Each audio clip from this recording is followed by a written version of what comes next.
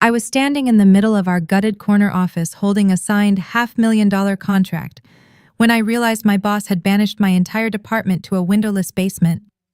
He claimed our new star executive needed the premium space to unleash his Silicon Valley genius.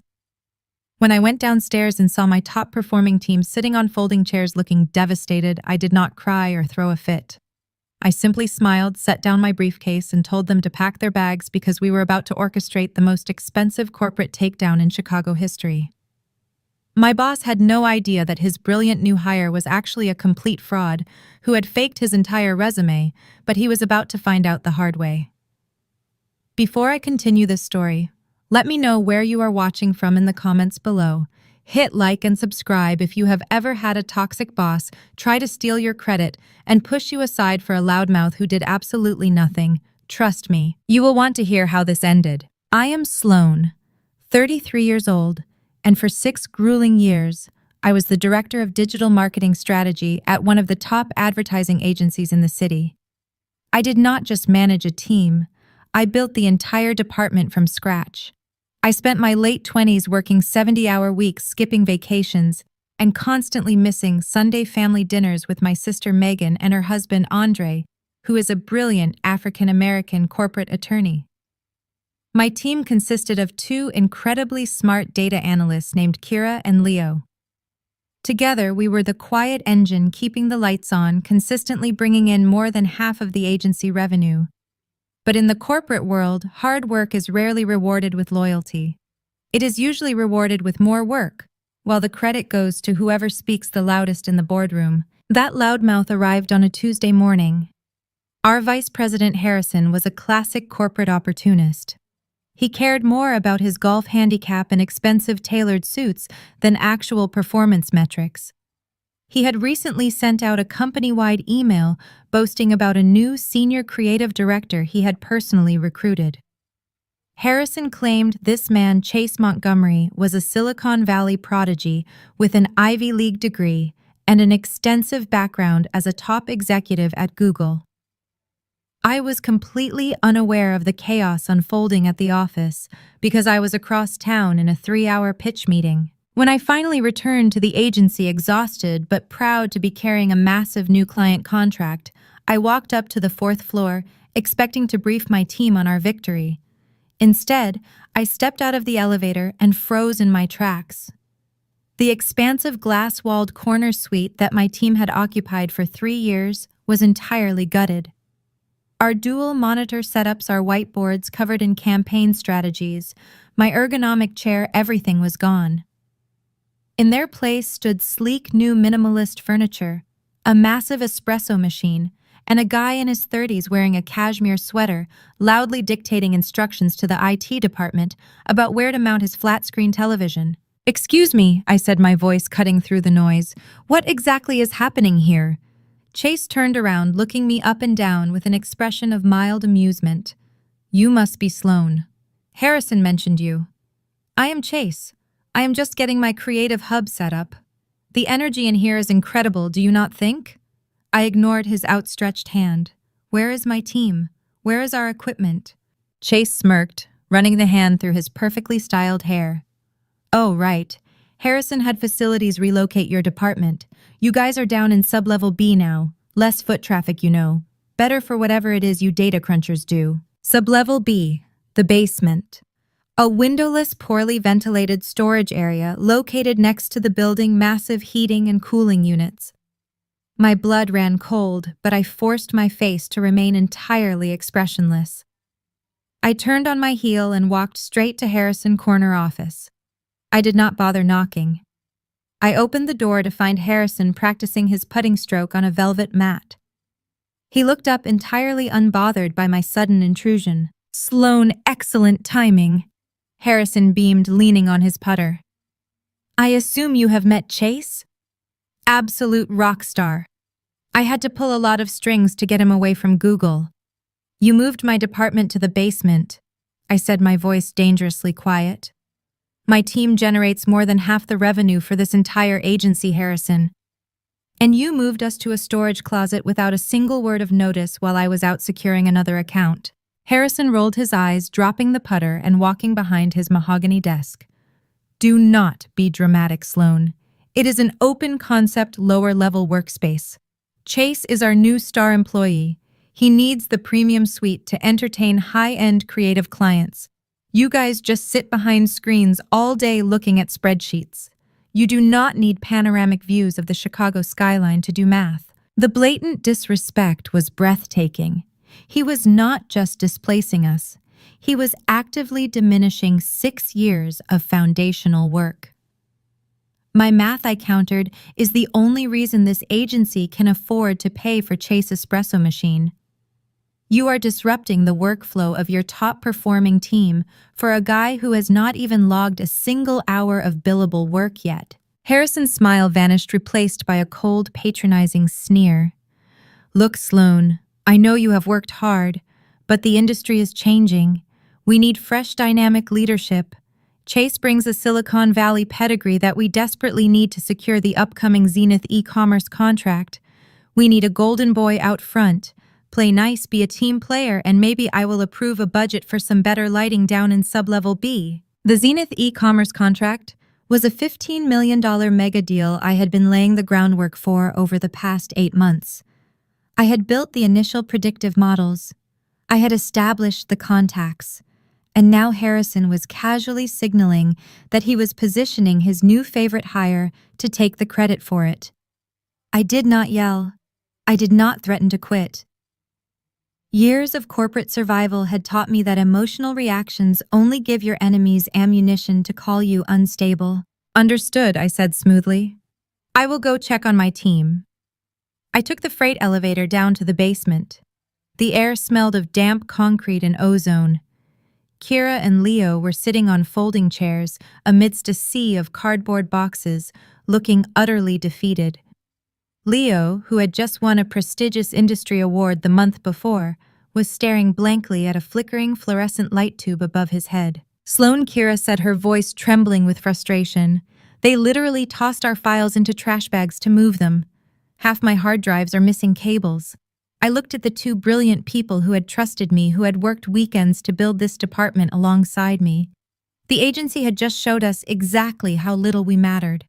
They wanted our output, but they wanted to bury us in the dark while a shiny new hire stole the spotlight.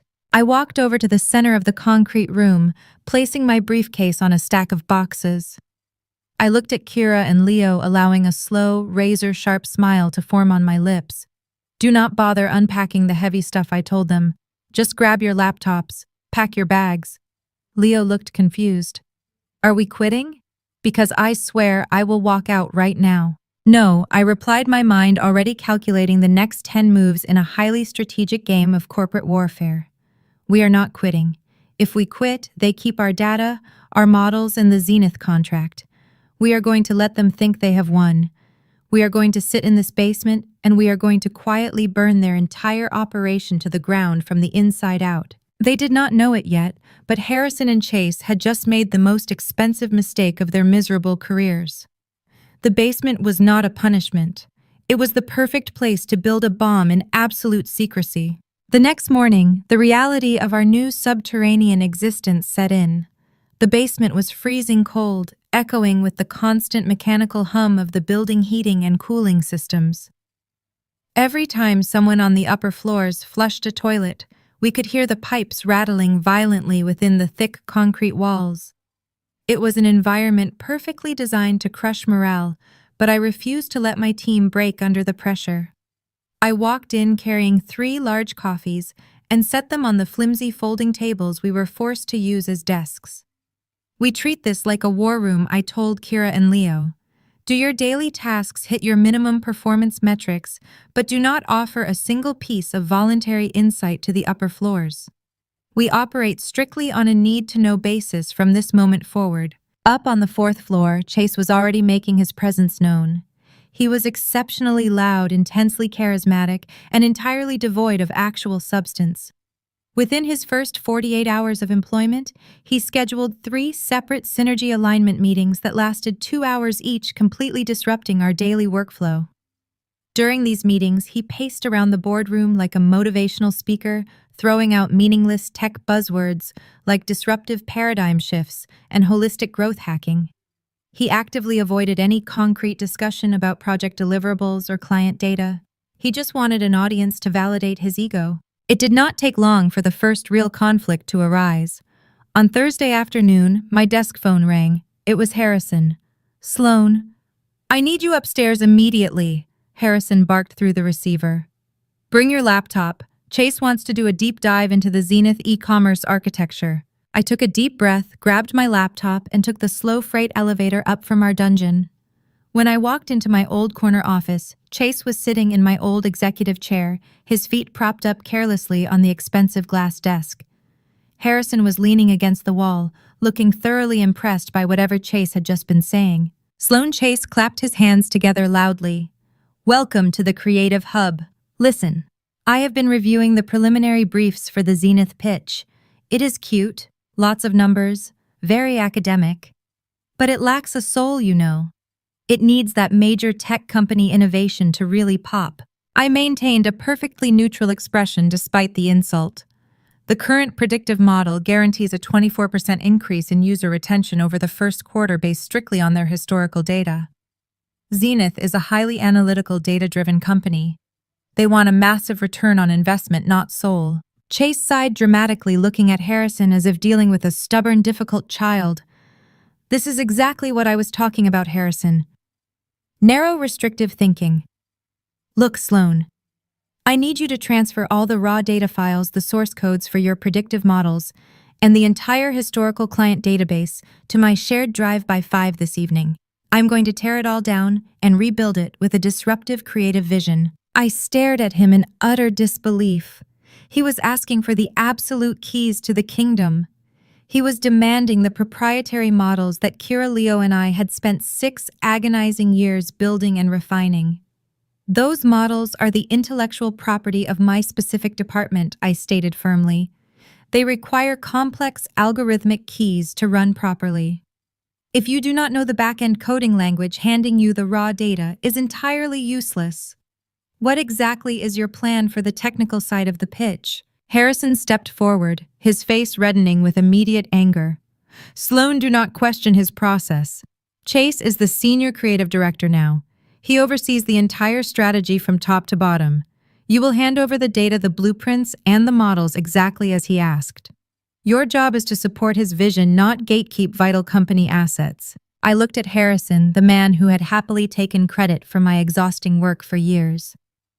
"Are you officially ordering me to surrender unrestricted administrative access of our proprietary data models to someone who is not trained to use them?" I asked, making sure to speak clearly and deliberately. I wanted every single word of this interaction burned into my memory. "I am ordering you to do your job," Harrison snapped. "Stop acting like a jealous subordinate.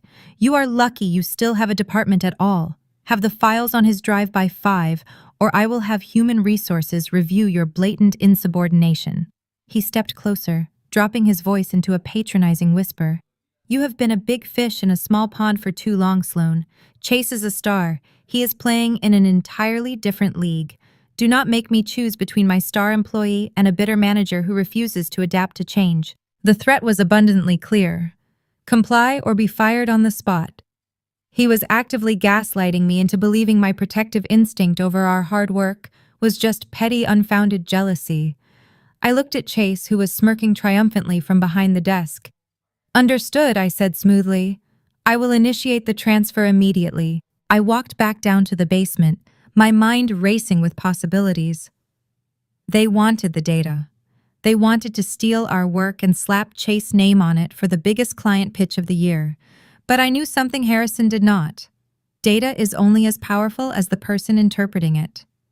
When I got back to the basement, Kira looked up from her screen. What did they want?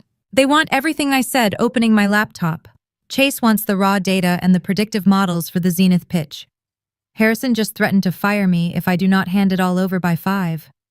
Leo slammed his fist heavily onto the folding table. "Are you kidding me? We spent 6 months writing those specific algorithms.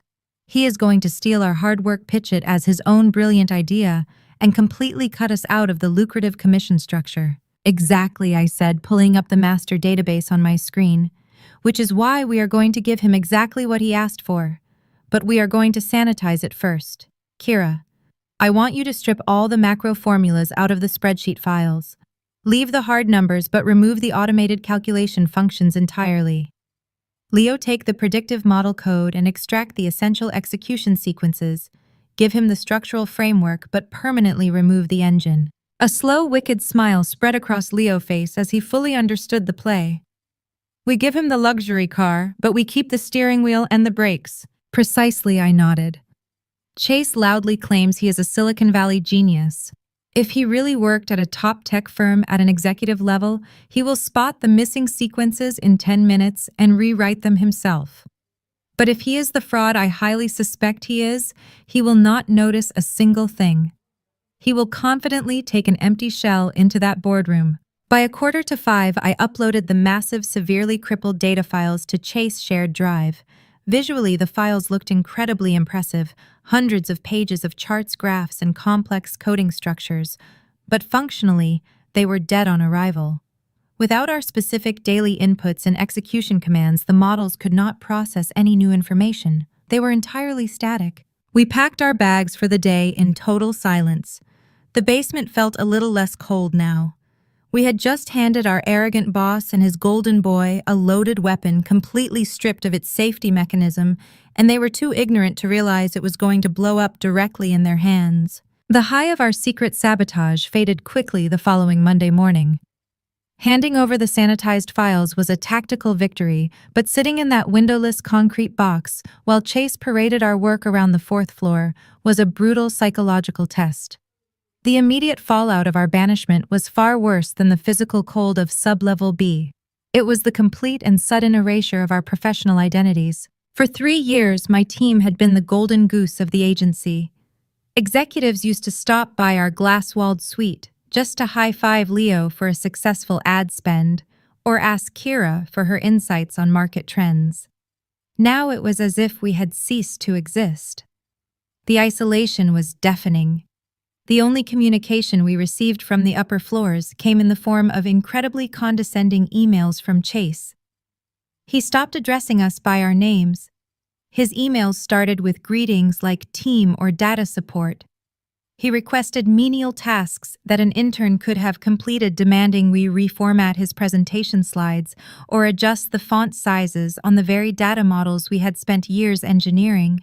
By Wednesday, the morale in the basement had completely crashed. The adrenaline of our initial rebellion had worn off, leaving behind a heavy, suffocating resentment. I watched it happen in real time. Kira, usually the most optimistic and vibrant person in the room, spent her entire lunch break crying silently in the dingy downstairs restroom. She had missed her best friend bachelorette party just 2 months prior to finalize the demographic targeting for the Zenith account. She had given up her personal life for that data, and now she was watching a corporate imposter claim it as his midnight epiphany. Leo was faring even worse. His anger had morphed into a dark, cynical depression. He stopped bringing his award-winning ideas to our morning huddles. Instead, he spent hours aggressively clicking through job boards, his jaw clenched so tightly I thought his teeth might shatter. He had a master's degree in data analytics, and Chase was currently making him highlight spreadsheet cells in neon green because it matched the new creative vision. It was a masterclass in corporate humiliation. I sat at my flimsy folding table listening to the harsh rattle of the HVAC unit above us and felt a profound, burning rage taking root in my chest. I looked at my team, broken and discarded, and then I thought about what it had taken to build this department. I was 27 years old when Harrison first hired me. The digital marketing division did not even exist back then. It was just me, a single desk in a cramped hallway, and a mandate to bring the agency into the modern era. I gave them everything. I poured every ounce of my energy, my youth, and my intellect into building a revenue-generating machine. I worked through holidays. I answered client emails at 3 in the morning. I flew across the country on red-eye flights to secure accounts while the rest of the executive team played golf. The sacrifices were not just professional, they were deeply, painfully personal. I missed my sister Megan's 30th birthday party because Harrison needed a last-minute pitch deck revised. I missed my own anniversary dinners. My brother-in-law Andre had warned me constantly. He would sit across from me at their dining table during the rare Sunday dinners. I actually managed to attend his sharp legal mind seeing right through the corporate exploitation. He would tell me that loyalty to a corporation is a one-way street, that the moment I became inconvenient, they would pave right over me. I used to argue with him, insisting that my hard work was building equity, that Harrison valued my dedication. Sitting in that freezing basement, I realized how agonizingly right Andre had been. 6 years of absolute devotion had bought me a folding chair next to a boiler room.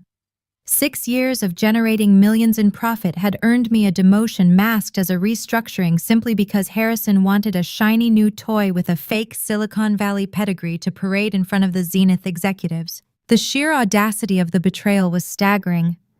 Harrison knew exactly what he was doing.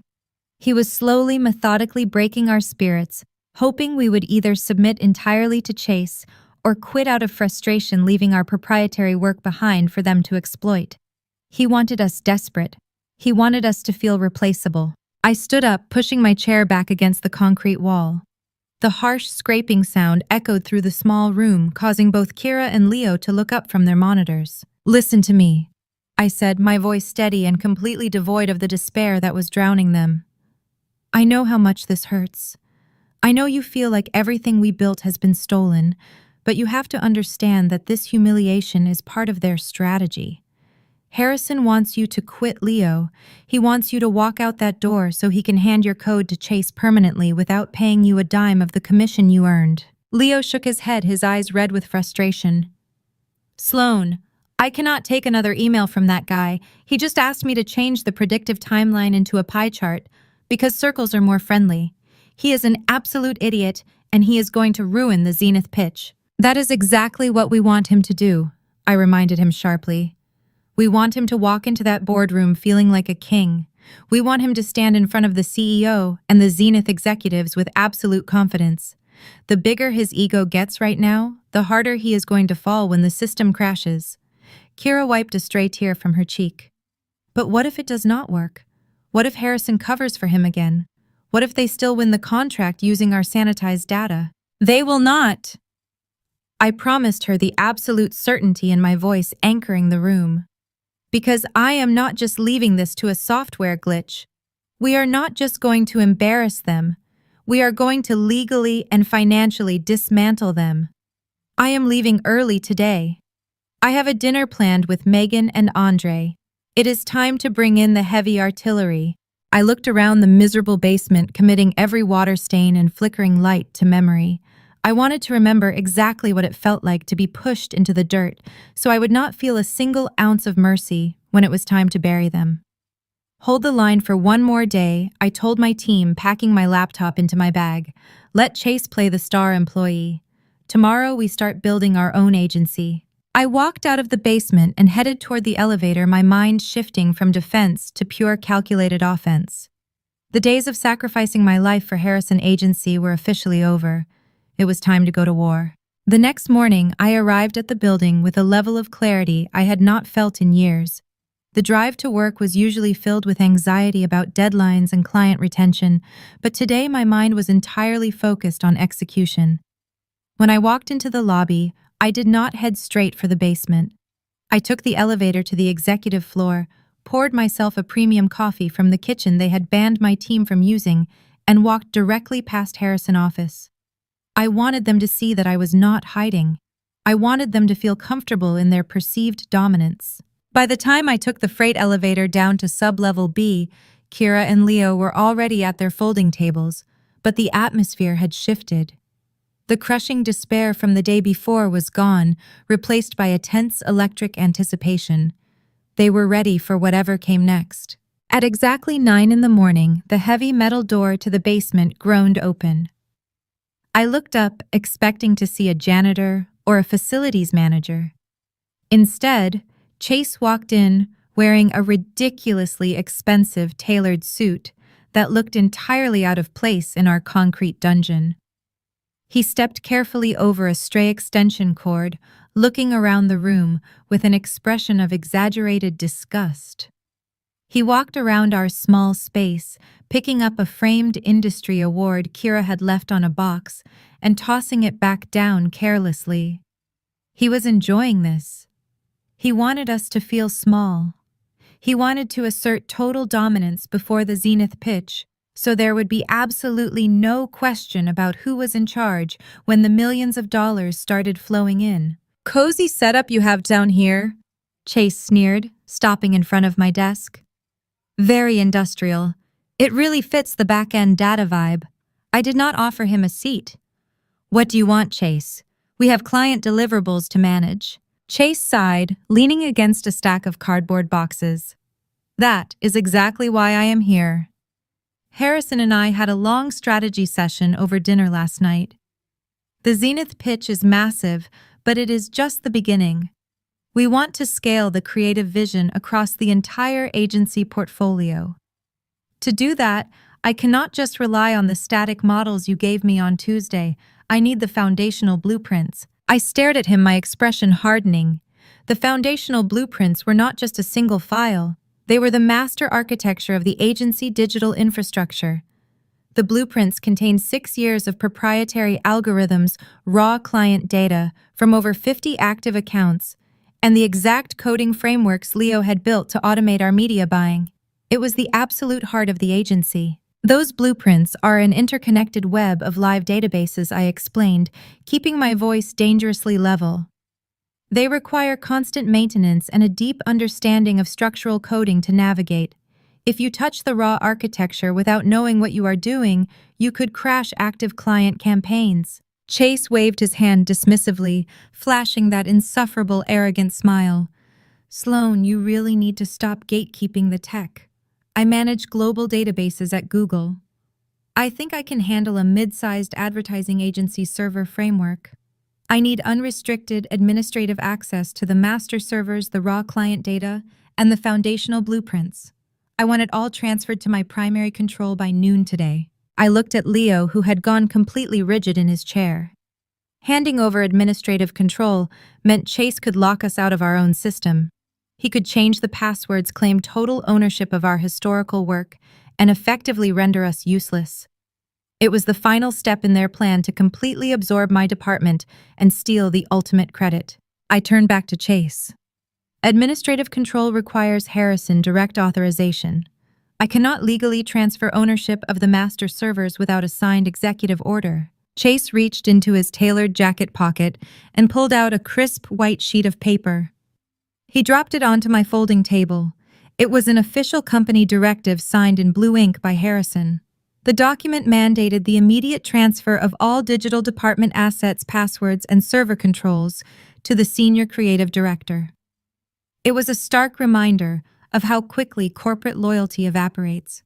6 years of generating millions, and Harrison had signed my execution order without even having the courage to look me in the eye and do it himself. "Harrison said you might be difficult about this," Chase said, his voice dripping with condescension. "He wanted to make sure everything was properly documented. Consider this your official reassignment of duties. You and your team are now strictly support staff. I own the architecture. Have the transfer completed by noon or security will be escorting you out of the building." He did not wait for a response. He turned around and walked out of the basement, the heavy metal door slamming shut behind him. The room fell dead silent. The harsh fluorescent lights hummed above us. Leo stood up, his fists clenched so tightly his knuckles were white. "He is taking everything. He is literally stealing 6 years of my life with a single piece of paper. If we give him the master passwords, he can lock us out forever. He can delete our access logs and claim he built the entire infrastructure himself." Kira looked terrified. "Sloan, what do we do? If we do not hand it over, we are fired today. We lose our salaries, our health insurance, everything." I picked up the executive order, staring at Harrison's signature. They thought this was a checkmate. They thought stripping me of my administrative power would leave me completely defenseless. But they fundamentally misunderstood how digital architecture actually works. "We give him the keys," I said quietly, dropping the paper back onto the table. Leo looked at me like I had lost my mind. "Are you insane? You just said yesterday we were going to war. Giving him the master passwords is total surrender." "No, Leo. I smiled, a cold, calculating thrill running through my veins. Giving him the master passwords is handing him a loaded gun and pointing it directly at his own chest. I walked over to Leo's computer and pointed at the screen. Chase wants the foundational blueprints. He wants the raw client data. He thinks owning the server means he owns the magic, but he does not know how the server was built. You built it, Leo. You know every single backdoor, every hidden directory, and every automated trigger in that system. Leo slowly sat back down, his eyes narrowing as he began to see the angle. I built a mirror server last year for emergency backups. It is completely off the books. Harrison does not even know it exists because I never submitted the hardware requisition forms. I bought the drives myself. Exactly, I nodded. We are going to execute the transfer exactly as Harrison ordered. We will give Chase full administrative control of the primary servers. We will hand over the raw client data and the foundational blueprints. But before we do, I want you to duplicate the entire infrastructure onto your mirror server. We keep a perfect functional copy of our life work entirely disconnected from the agency network. Kira pulled her chair closer. And what happens to the primary server we give to Chase? I leaned in, resting my hands on the table. We leave it exactly as it is, but we set a trap inside the foundation. Chase is going to take those blueprints and try to plug them into the Zenith pitch to prove he has total command of the agency data. He is going to try and run a live simulation using the raw client numbers. Leo's fingers began flying across his keyboard, pulling up the master command terminal. If I alter the root directory paths just slightly, it will not affect the daily operations. The active client campaigns will keep running smoothly.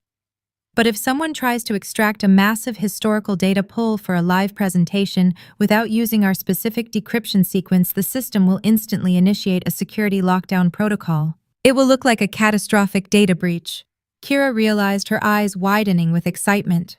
The server will freeze and it will flag the user as an unauthorized internal threat. And since Chase demanded total administrative control, I added, the system will log him as the sole responsible party for the breach.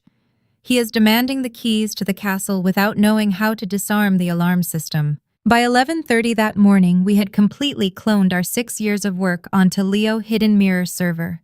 We packed the drives safely into my briefcase. Then, with a few keystrokes, Leo initiated the ownership transfer of the primary agency network.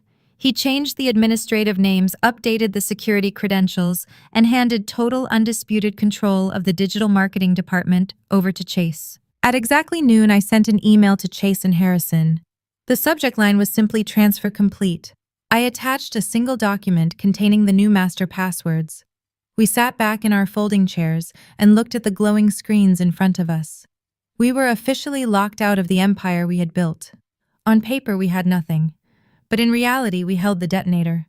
Chase had just hijacked a vehicle rigged with high explosives, and he was absolutely thrilled to be in the driver's seat. The rest of the week in the basement was agonizingly slow.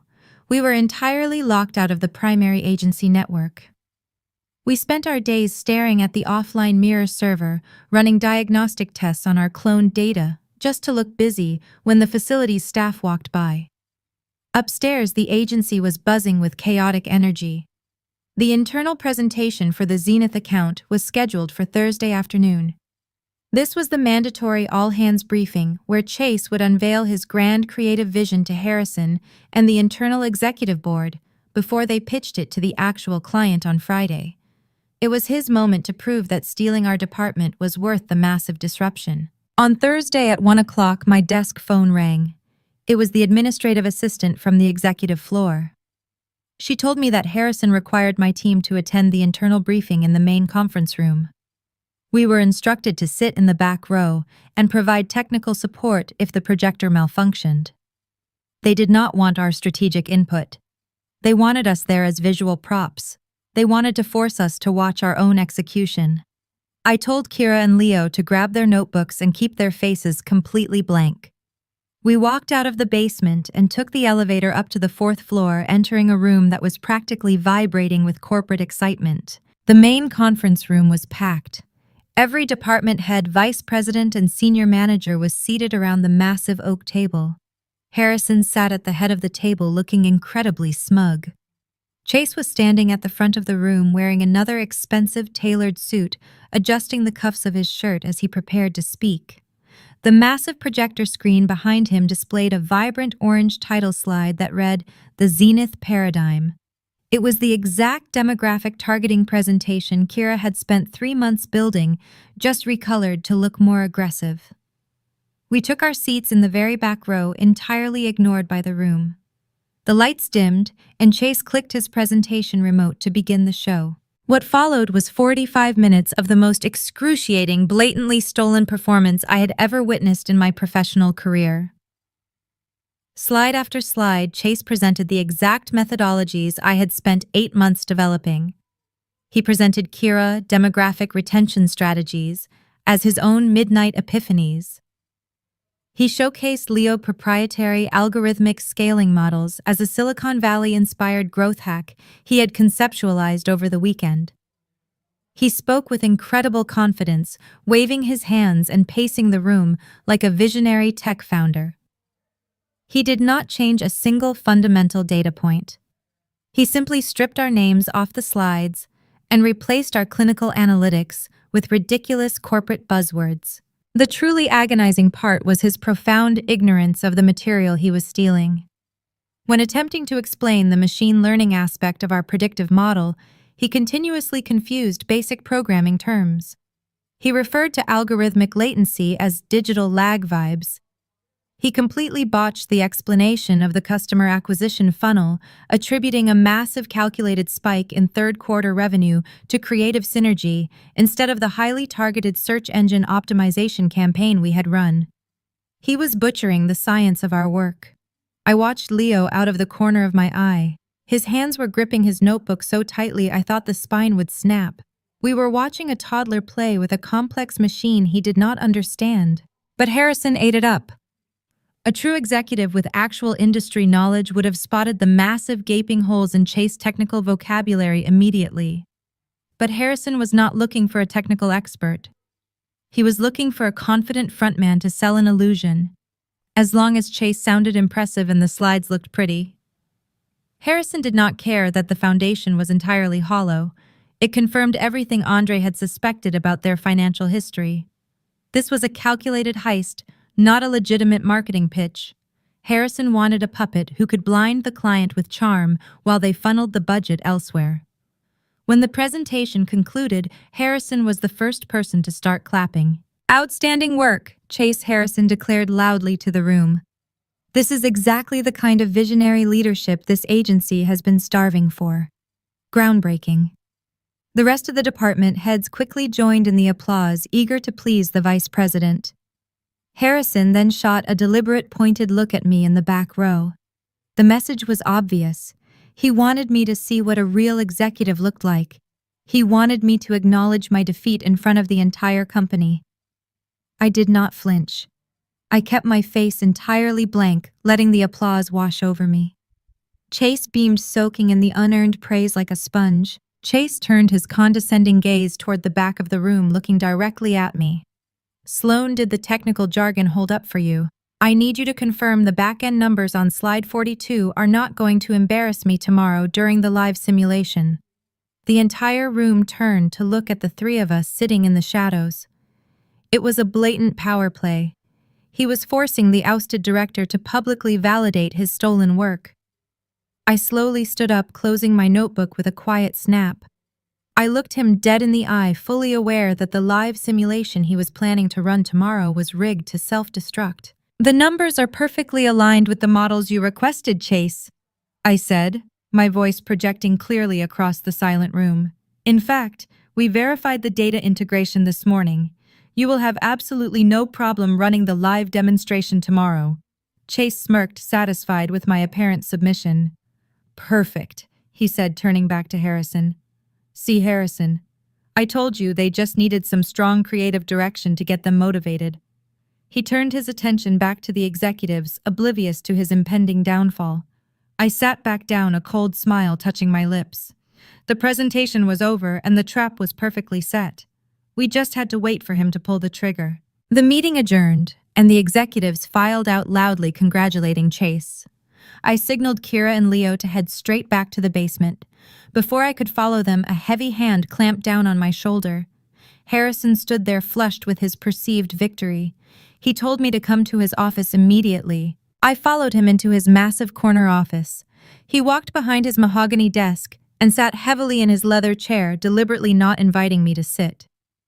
He wanted me standing positioned beneath him as he prepared his psychological blow. "Close the door," Sloane Harrison commanded, tapping a silver pen against his desk. I shut the heavy glass door. "I want to talk about your attitude today," Harrison began, crossing his arms.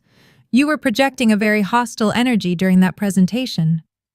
You looked bitter, like a disgruntled mid-level manager who cannot handle being outpaced by superior talent." I kept my expression neutral. "I answered your questions when prompted," Harrison. "I confirmed the data was integrated. I did exactly what you asked." Harrison scoffed. "Barely. You gave a robotic confirmation. You do not see the bigger picture because you lack the intellectual capacity for it. Chase is operating on a completely different level. He comes from a world of elite disruptive innovation." He stood up and began pacing behind his desk. "Do you know why I hired him over promoting you?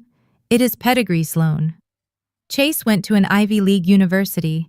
He was groomed for executive leadership from day one. He sat in the executive suites at Google and completely redefined their digital ecosystem. He understands how to leverage human psychology in a way that your little spreadsheets never could." I stood there in silence, listening to my boss weaponize a completely fabricated resume to destroy my confidence. It was a masterclass in corporate gaslighting. He was trying to convince me that my 6 years of proven success were entirely worthless compared to a fictional Ivy League degree. "You went to a state school?" Sloane Harrison continued, his voice dropping into a tone of patronizing pity. "You are a hard worker. You know how to grind out the math. But you are a mechanic. Chase is an architect. You build the engine, but he designs the entire vehicle. You need to stop acting like you are his equal because you are not. You are lucky he is even willing to use your raw data." The sheer audacity of his manipulation was breathtaking.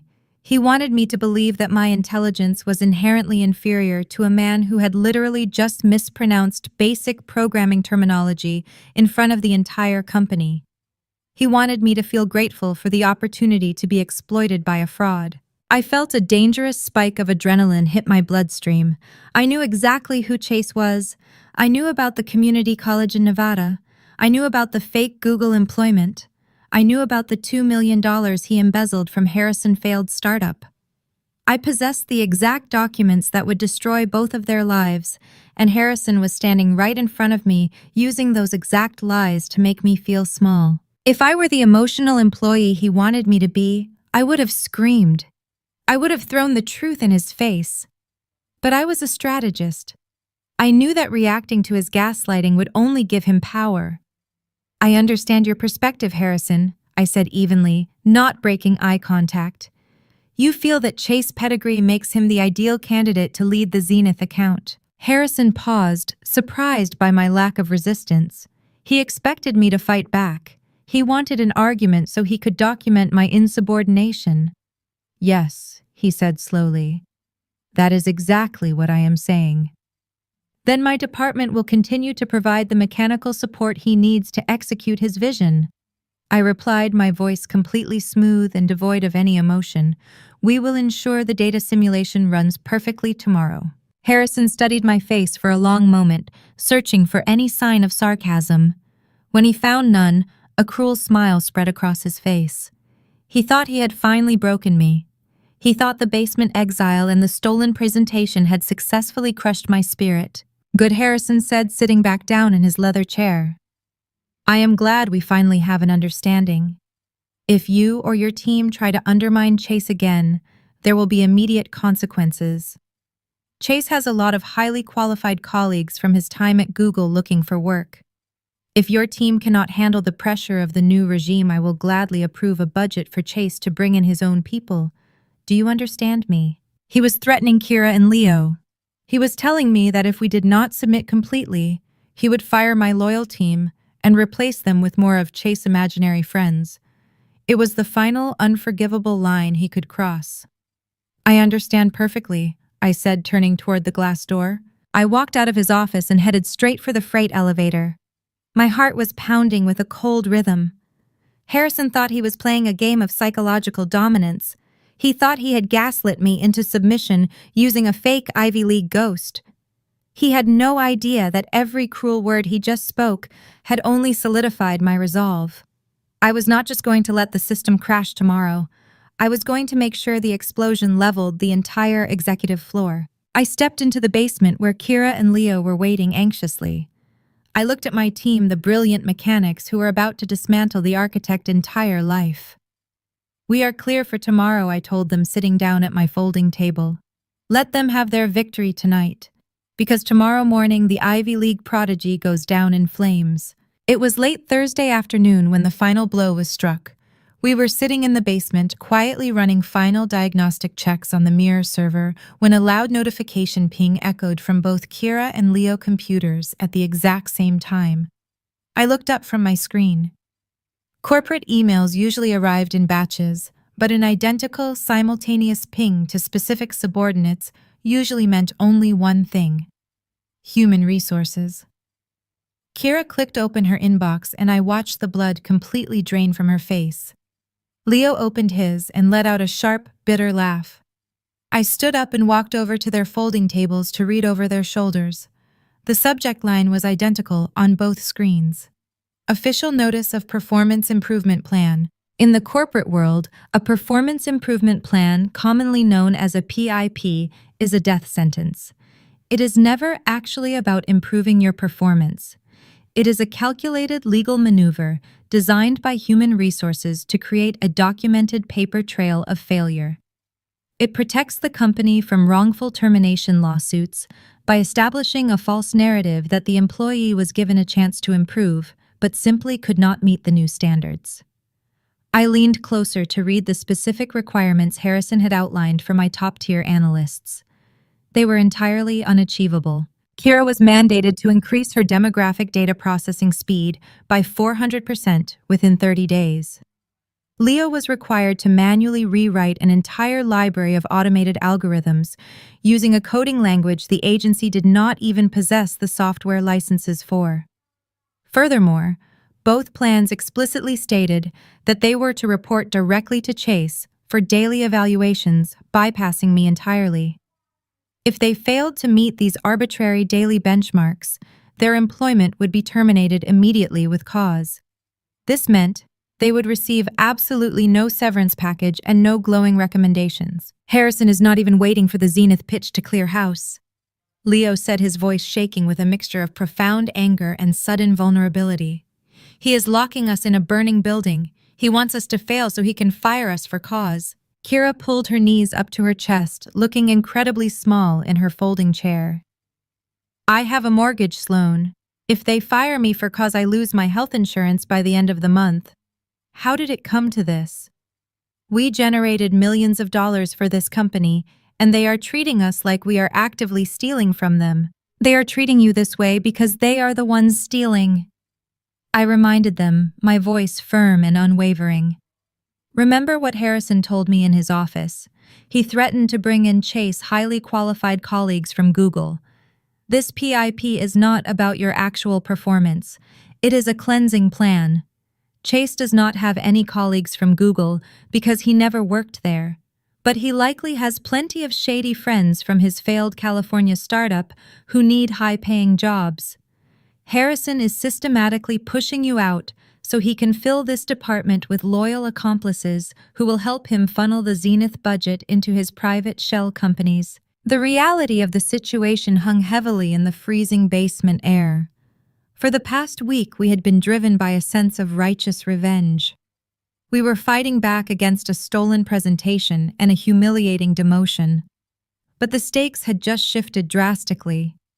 This was no longer just about protecting our pride or our intellectual property. This was about our fundamental survival. Harrison was actively trying to ruin their financial stability to cover his tracks. I walked back to my desk and opened the heavy leather briefcase sitting next to my laptop. I reached inside and pulled out the thick manila envelopes that Andre had given me. I had been waiting for the absolute perfect moment to present them. Now, with the threat of financial ruin hanging over my team, there was no better time. I walked back over and dropped one envelope in front of Kira and the other in front of Leo. "What are these?" Leo asked, staring at the thick stack of legal documents inside. "Those are your lifelines," I replied smoothly. "But more importantly, those are your new employment contracts. My independent digital marketing company is now officially registered with the state. The non-compete bypass clauses are ironclad. Because Harrison just issued you both a plan stating your current work is unsatisfactory, he effectively voided any claim the agency has that your specific skills are vital to their operations. By putting his insult in writing, he legally handed you the right to walk away cleanly." Kira eagerly pulled the documents from the envelope, her eyes scanning the first page. The salary listed was 20% higher than her current compensation. Leo flipped to the equity section, seeing the guaranteed partnership stakes clearly outlined in bold text. "You do not have to endure 30 days of psychological torture under Chase," I told them, watching the hope slowly return to their faces. "You do not have to report to a man who steals your work. You do not have to worry about your health insurance or your mortgages. You sign those papers right now, and you become the founding partners of a firm built entirely on our actual talent, not corporate fraud." Leo looked up at me, the cynical depression completely vanishing from his eyes. He grabbed a pen, flipped to the signature page, and signed his name with aggressive strokes. "I am in," he said. "Let them have this miserable basement." Kira did not hesitate either. She wiped her eyes, grabbed her own pen, and signed her contract. I took the contracts, placing them securely back into my briefcase. The cleansing plan had completely backfired. Instead of making my team desperate, Harrison provided the final push they needed to sever their loyalty forever. Tomorrow morning, we watch all their dominoes fall. Let the games begin. I packed my briefcase, ensuring the newly signed employment contracts for Kira and Leo were safely secured. I walked out of the agency building as the sun set over the Chicago skyline. The cold basement air was replaced by the warm evening breeze. I walked to my car, my legs feeling heavy. The adrenaline that kept me focused for 4 days evaporated, leaving profound exhaustion. I had saved my team and secured my new company, but the psychological toll was massive. I drove to the suburbs, navigating traffic until I reached the quiet neighborhood where my sister Megan and her husband Andre lived. Their brick house was my sanctuary from the corporate grind. I parked, grabbed my briefcase, and walked to the porch. I did not bother knocking. I pushed the door open immediately, hit by the smell of roasted garlic. Megan walked out of the kitchen, wiping her hands. She took one look at me and grabbed a wine glass. "You look like you fought a war and barely survived," she observed with sisterly bluntness. "Sit down before you fall over." I dropped my briefcase and collapsed onto a stool at the kitchen island. Andre walked in holding plates. He was imposing and observant. As a corporate litigation attorney, he spent his days dismantling fraudulent executives. He took one look at my posture and set the plates down.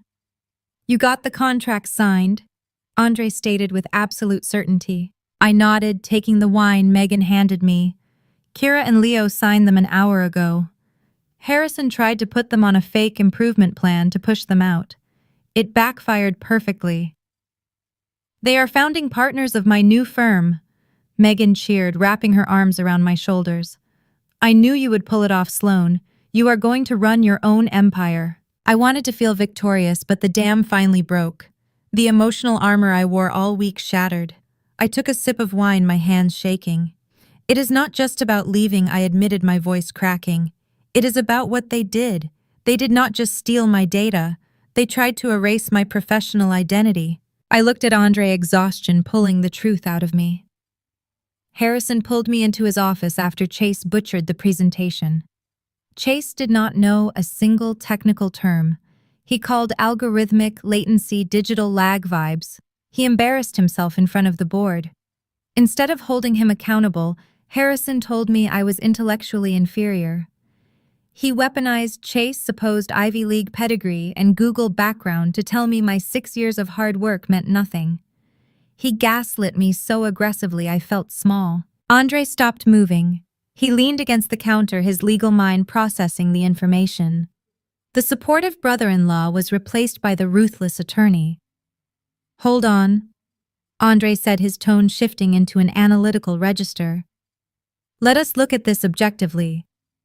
A vice president watched a new hire fundamentally fail to understand the core product, and his response was to protect the hire and threaten the people who run the software. Yes, I nodded. He threatened to replace my team with Chase friends from Google if we did not submit. Andre steepled his fingers, staring at the countertop. Sloan, I deal with corrupt executives every day. They are greedy and selfish, but rarely suicidal with their money. Tomorrow is a $15 million pitch for Zenith. That account dictates Harrison bonus and standing with the CEO. A greedy vice president does not risk a massive contract on a frontman who cannot answer basic questions. I do not understand, Megan said. If Chase is terrible, why is Harrison protecting him? Because Chase is not just a bad hire, Andre concluded. He is an accomplice. Harrison brought this guy in for a reason that has nothing to do with marketing. Firing your data team on the eve of a technical pitch is operational sabotage. The only reason an executive sabotages operations is to create a smokescreen for a larger financial play. My heart pounded as the implications sank in. What kind of financial play? I do not know yet, Andre replied, his eyes dark. But I will find out tonight. You said Harrison claims this guy is an Ivy League graduate and former Google executive. The tech world at that level is small and highly documented. A prodigy jumping from a massive conglomerate to a mid-sized agency makes zero logical sense. The compensation packages and career trajectory are entirely backward. Did human resources run a background check? Megan asked. I assume so, I replied. But Harrison bypassed the usual hiring protocols. He brought Chase in directly as a senior hire. Human resources pushes the paperwork through when a partner mandates it. Andre walked over to his briefcase and pulled out his silver laptop. He carried it to the kitchen island and opened it. Give me his full legal name, Andre demanded. Chase Montgomery, I said, feeling a surge of nervous energy. But Andre, you cannot hack into the agency servers. If they trace an unauthorized query back to me, Harrison will sue my new firm for corporate espionage before we even open. Andre let out a booming laugh. Sloan, please. I am a corporate attorney. I do not hack. I conduct comprehensive, fully legal, open-source intelligence gathering. Everything a person does leaves a digital footprint in public records and corporate registries. You just have to know exactly where to look. Give me an hour with his digital shadow. Megan smiled, patting my shoulder. Let him work, Sloan. When Andre gets that specific look, somebody is about to have a very bad day. Let us eat dinner. You need your strength for tomorrow. We moved to the table, but the atmosphere had completely shifted from exhaustion to intense anticipation. I slowly ate my dinner in silence, watching Andre type furiously on his keyboard, fully knowing that the ultimate war was just beginning. The only sound in the dining room was the rapid clacking of Andre typing on his silver laptop. Megan cleared the plates and brought out a pot of decaf coffee, pouring us each a cup. I stared at the dark liquid, my mind racing through every interaction I had ever had with Chase. His arrogance, his perfectly tailored suits, his complete lack of fundamental marketing knowledge. It all felt like a performance, and Andre was currently pulling back the curtain. After 45 minutes of intense silence, Andre stopped typing. He took his glasses off and rubbed the bridge of his nose. He let out a long, slow exhale that sounded like a mix of sheer disbelief and professional disgust. He turned the laptop screen toward me. Sloan, your boss did not just hire a fraud. Andre said, his voice dropping into a deadly serious tone. He hired an absolute ghost. I leaned forward, looking at the glowing screen. There were dozens of tabs open, displaying public registry databases, archived tech blogs, and corporate filing sites. What did you find? I asked, my heart hammering against my ribs. Let us start with the most obvious lie, Andre said, tapping a pen against the table. Harrison claims this man was a senior executive at Google. He claims Chase was responsible for redefining their digital ecosystem. Sloan, the tech industry at the executive level is a goldfish bowl. You do not reach a senior position at a major conglomerate without leaving a massive, undeniable digital footprint. Andre opened a new tab displaying a complex search algorithm. I ran his name through every archived tech conference panel, every published white paper, and every corporate press release from the last 10 years. High-level executives give keynote speeches. They are quoted in financial magazines. They sit on charity boards. Chase Montgomery has absolutely zero presence in the tech sector. He has never been quoted. He has never authored a paper. He does not exist in any Google employee alumni network. I stared at the screen, the reality of the deception washing over me. How is that even possible? Even if Harrison bypassed the formal background check, someone in human resources would have noticed he had no internet presence. Because he paid for a digital scrub, Andre explained, pulling up a different website. A digital scrub is a service used by disgraced politicians and corporate criminals to erase their historical internet presence. They flood search engines with generic articles and fake social media profiles to bury the truth. If you search for Chase Montgomery right now, you will find a beautifully curated LinkedIn page and 3 incredibly vague articles about marketing synergy hosted on obscure blog sites. It is a manufactured identity designed to pass a superficial Google search. Megan sat down next to me, her eyes wide. So he never worked at Google at all. Not even for a single day, Andre confirmed. But it gets much worse. Harrison also claimed this guy is an Ivy League prodigy. I have access to the National Student Clearinghouse database. It is the centralized system every employer uses to verify university degrees. I ran a degree verification for Chase Montgomery across every Ivy League institution. Andre hit a key, and a massive red banner appeared on his screen. The text was glaringly simple. No records found. He has no degree, I whispered, remembering how Harrison had used that exact fake credential to belittle my state school education just hours ago. He gaslit me about my intelligence using a degree that does not even exist. Andre leaned back in his chair. He does not have an Ivy League degree under the name Chase Montgomery, because that is not his real legal name. My breath caught in my throat. What is his real name? Andre's fingers flew across the keyboard again. When people change their names to hide from their past, they rarely change their social security number because it makes it impossible to open bank accounts or sign leases. I ran a cross-reference on the corporate registration for his new luxury apartment lease, which was filed through your agency relocation package. I pulled the original signatory document. He clicked open a scanned PDF of a lease agreement. I zoomed in on the signature line. The handwriting was aggressive and flashy. The name printed underneath it was Charles Davenport. I stared at the name, feeling a cold chill run down my spine. Charles Davenport. I took that name and ran it through the actual public records. Andre said, his voice tightening with a predator instinct. Charles Davenport did not go to an Ivy League school. He attended a community college in Nevada for exactly 3 semesters before dropping out entirely. He has zero background in digital marketing.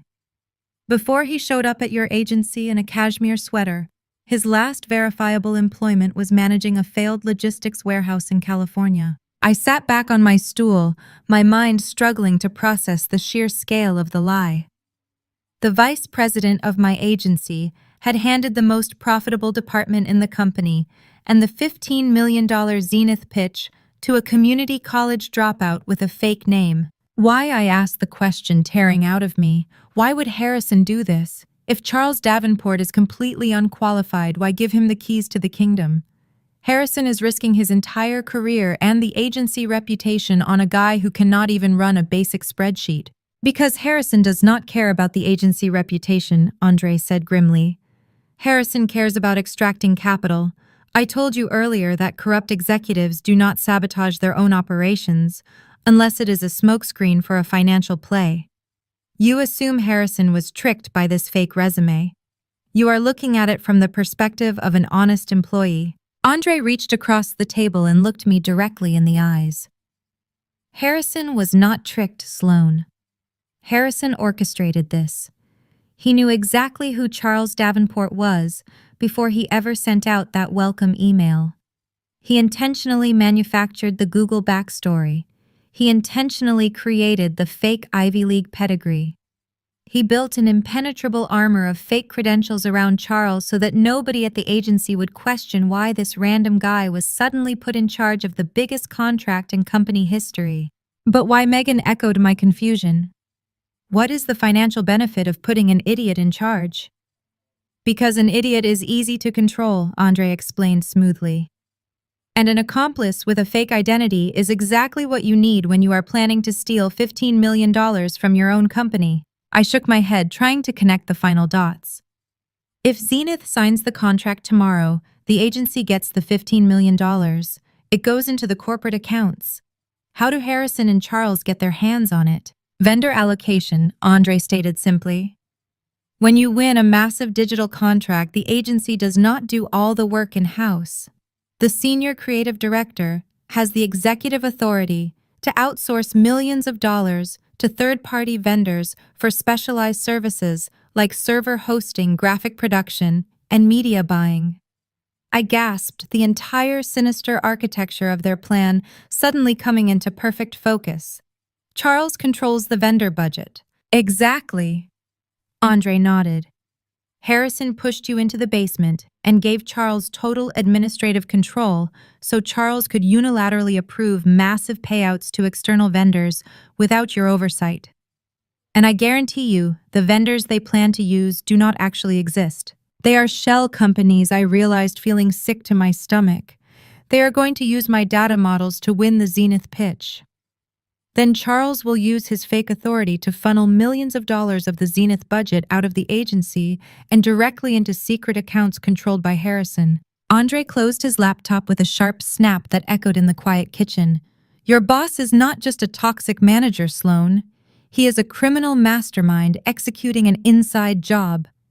He brought a ghost into your building to rob it blind. They thought you were just a naive data manager who would quietly step aside and take the blame when the money inevitably vanished. They thought you were entirely powerless. But they made one fatal miscalculation. They did not realize that you possess the one thing that can destroy their entire operation. You have the truth, and you have the mirror server. Tomorrow morning we are going to let them walk right into their own trap.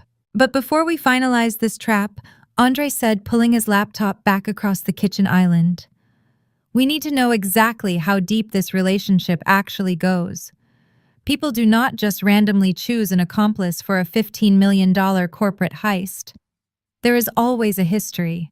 There is always a trial run. Megan poured another round of decaf coffee. The atmosphere in the kitchen completely transformed from a casual family dinner into a high-stakes legal war room. I took a sip from my mug, feeling the caffeine mix with the residual adrenaline in my system. You said Charles Davenport last known employment was managing a logistics warehouse in California, I said, leaning closer to the glowing screen.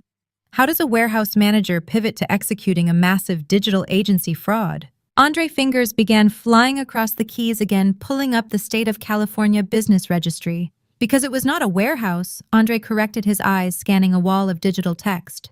The property was registered as a warehouse for tax purposes, but the actual corporate entity filed at that address was a technology startup called Apex Logistics Solutions. Charles Davenport was listed as the sole founder and chief executive officer. I stared at the screen. A tech startup. Listen to this corporate mandate, Andre read directly from the filing. Apex Logistics Solutions was founded to revolutionize supply chain management through disruptive, predictive algorithms. Does that terminology sound familiar to you? A cold chill went down my spine. Disruptive, predictive algorithms. It was the exact same meaningless jargon Chase had used during his stolen presentation today. He was recycling his old script. He ran a fake tech company. I realized the pieces rapidly falling into place. He ran a highly lucrative fake tech company, Andre corrected, pulling up a financial disclosure form. According to these SEC filings, Charles managed to raise exactly $2.4 million in angel investor capital to build his proprietary software. The company operated for exactly 8 months. They leased expensive office space, bought high-end servers, and attended luxury tech conferences, but they never shipped a single line of actual code. They never hired a real engineering team. What happened to the $2.4 million? Megan asked, staring at the screen in horror. That is where the story gets incredibly dark, Andre replied. 8 months after securing the funding, Apex Logistics Solutions filed for Chapter 11 bankruptcy. The company dissolved overnight. But when the bankruptcy courts audited the remaining assets, the capital was completely gone. The accounts were drained. Charles Davenport claimed the money was lost in aggressive marketing campaigns and failed server infrastructure. But it was not lost, I said, my voice dropping to a whisper. He embezzled it. Exactly. Andre nodded grimly. The financial records show a series of massive payouts to external consulting firms right before the bankruptcy was filed. Sound familiar? He used shell companies to siphon the investor capital out of the startup, claiming they were legitimate business expenses. It was a textbook embezzlement scheme. Then why is Charles Davenport not in federal prison? I asked, my frustration mounting. If the bankruptcy court saw the money missing, why did the lead investor not file criminal fraud charges? Andre leaned back in his chair, a cynical smile forming on his face. Because the lead investor signed a massive non-disclosure agreement to settle the matter privately. In the corporate world, if the victim refuses to press charges and signs a civil settlement, the criminal investigation usually dies quietly. Wealthy investors hate public embarrassment. They would rather take a total loss and bury the story than go on public record admitting they were conned by a community college dropout. Andre opened a highly secure legal database, his screen turning dark blue as he accessed sealed court records. It took him a few minutes of intense typing to bypass the public-facing redactions. The settlement documents are sealed, Andre explained, his eyes narrowed in concentration.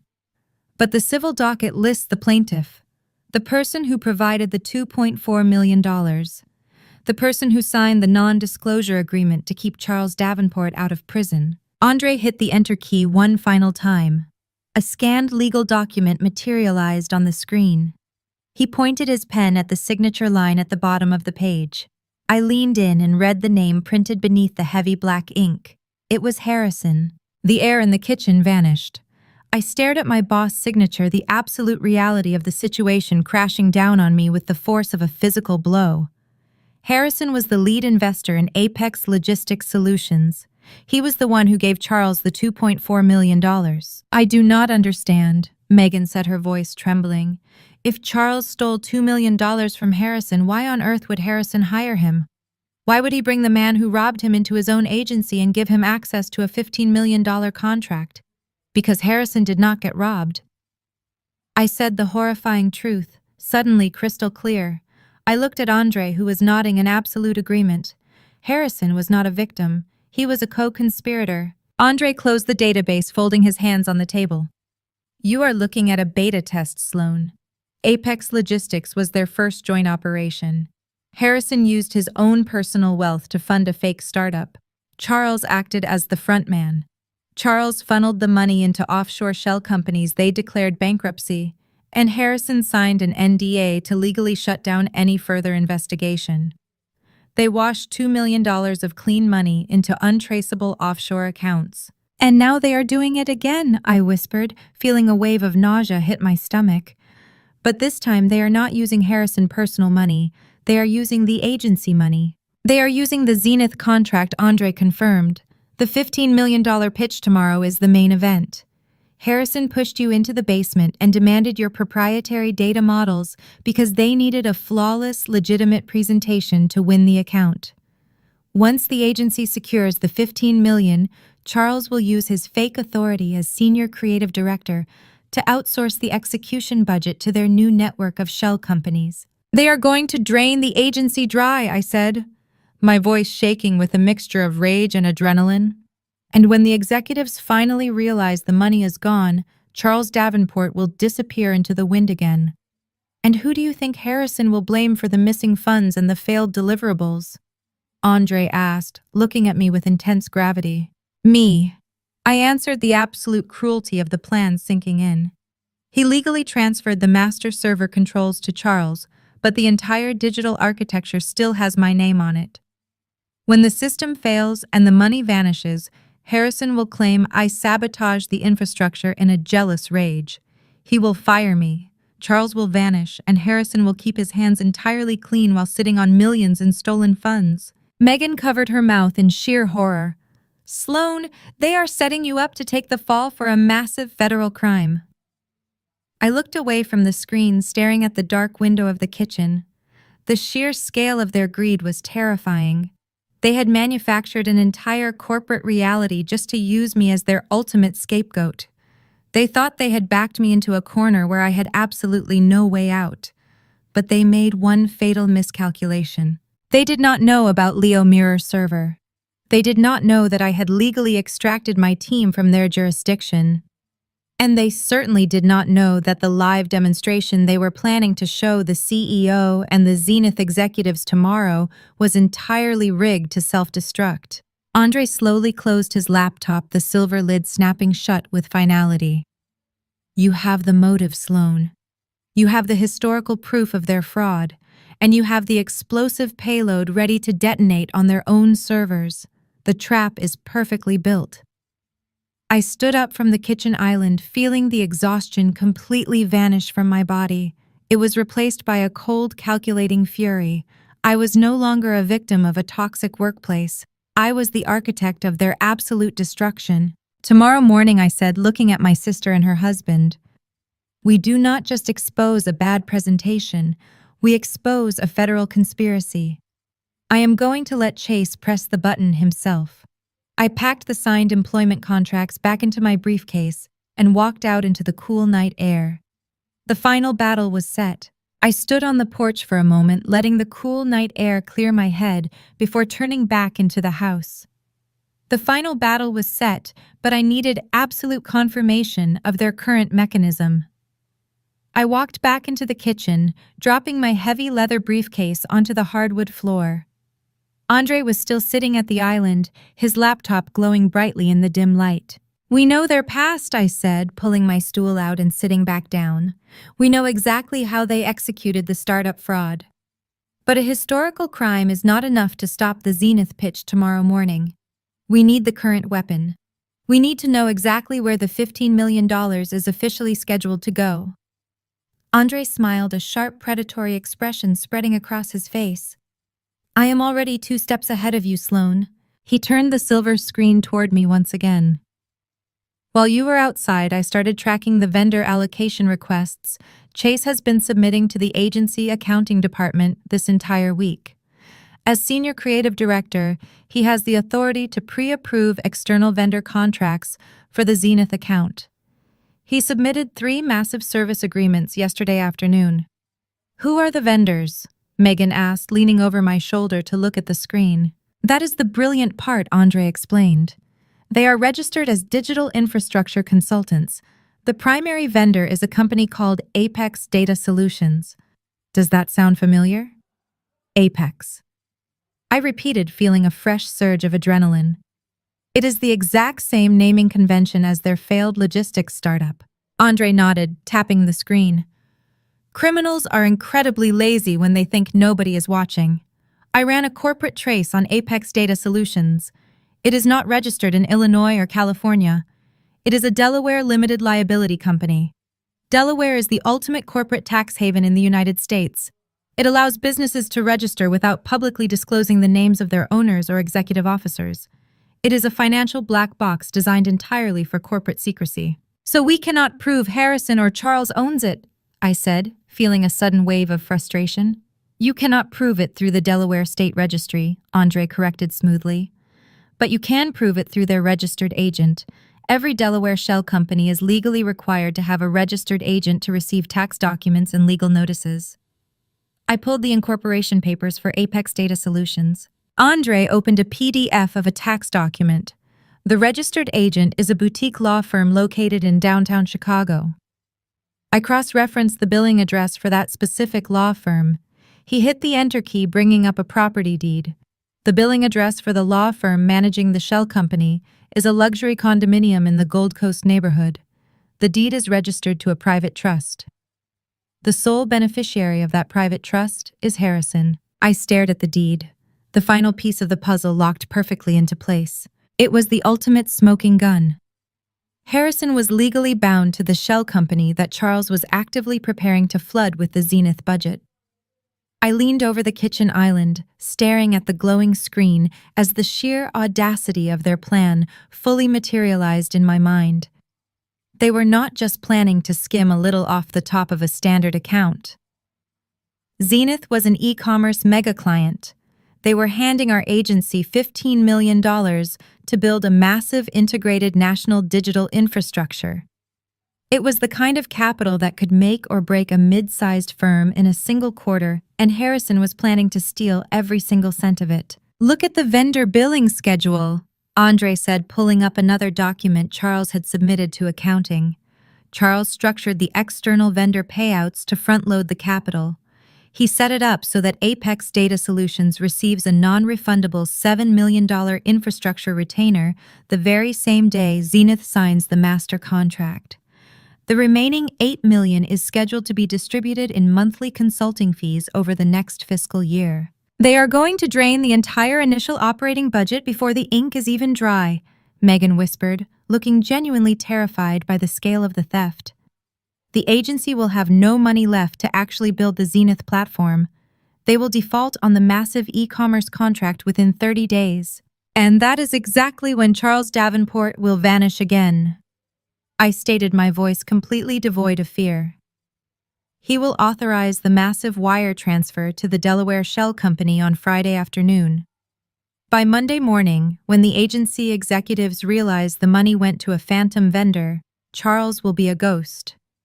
He will abandon his luxury apartment and his fake Google identity, leaving absolutely zero trace behind. And Harrison will play the outraged vice president," Andre added. "He will claim he was completely deceived by a highly sophisticated con artist. He will throw you under the bus, claiming your data department failed to properly vet the technical vendors. The agency will absorb the $15 million loss. They might even file for bankruptcy, and Harrison will quietly retire to his private trust in the Gold Coast, millions of dollars richer." The sheer cruelty of it was breathtaking. Harrison was willing to destroy hundreds of careers and bankrupt his own agency just to secure his own early retirement. He looked at me, a dedicated employee who had spent 6 years building his most profitable department, and saw nothing but a convenient scapegoat. I closed my eyes for a second, feeling the final traces of my corporate loyalty burn away into ash. The woman who walked into the basement on Monday morning, terrified of losing her job, no longer existed. Tomorrow, I was walking into that boardroom as an executioner. Let them pitch their stolen presentation. Let them try to claim my data as their own.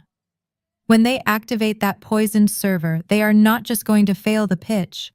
They are going to expose their entire criminal syndicate on a massive projector in front of the CEO. The deed faded from the screen as Andre closed the window, replacing it with a blank legal document. The realization of the $15 million heist was entirely consuming, but we could not afford to sit in shock. Knowing the crime was only half the battle. Surviving the blast radius was the actual war. When the mirror server detonated in the boardroom tomorrow, the damage would be catastrophic. The agency would collapse into absolute chaos. Federal regulators would inevitably get involved, and Harrison would frantically look for a scapegoat to absorb the legal liability. I had to ensure my new company was an impenetrable fortress before the sun came up. Andre cracked his knuckles, shifting fully into his role as a ruthless corporate defense attorney. "We registered your independent digital marketing LLC last week." He began, his voice rapid and precise. "We secured the state licenses, and tonight, Kira and Leo signed their founding partner contracts. The internal structure is built. But a structure is utterly useless if it is vulnerable to a hostile siege. Tomorrow, when Harrison realizes his shell company is exposed, his first instinct as a cornered executive will be to file an emergency injunction against you. He will utilize the massive resources of the agency legal department to claim you stole trade secrets to start a competing firm." I nodded, pulling a yellow legal pad toward me. "He will try to freeze our operating accounts immediately, and drag us into a protracted legal battle we cannot financially survive. We have to preemptively disarm him. He thinks because I am a woman in middle management, I will easily fold under the threat of endless corporate litigation. I need a shield he cannot pierce. Exactly, Andre said, typing a bold heading onto his blank document. Which is why your LLC cannot just be categorized as a standard digital marketing firm. We are structuring the primary operational articles as a highly specialized crisis management and data recovery consultancy. This is the ultimate legal blueprint. You are not competing with the agency. You are providing an emergency service the agency is fundamentally incapable of providing once their core infrastructure fails. I stared at him, the sheer brilliance of the strategy washing over me. If we register as a standard marketing agency, Harrison can easily claim tortious interference if we ever speak to Zenith. But if we are a data recovery consultancy, we operate in an entirely different corporate classification. We are no longer competitors.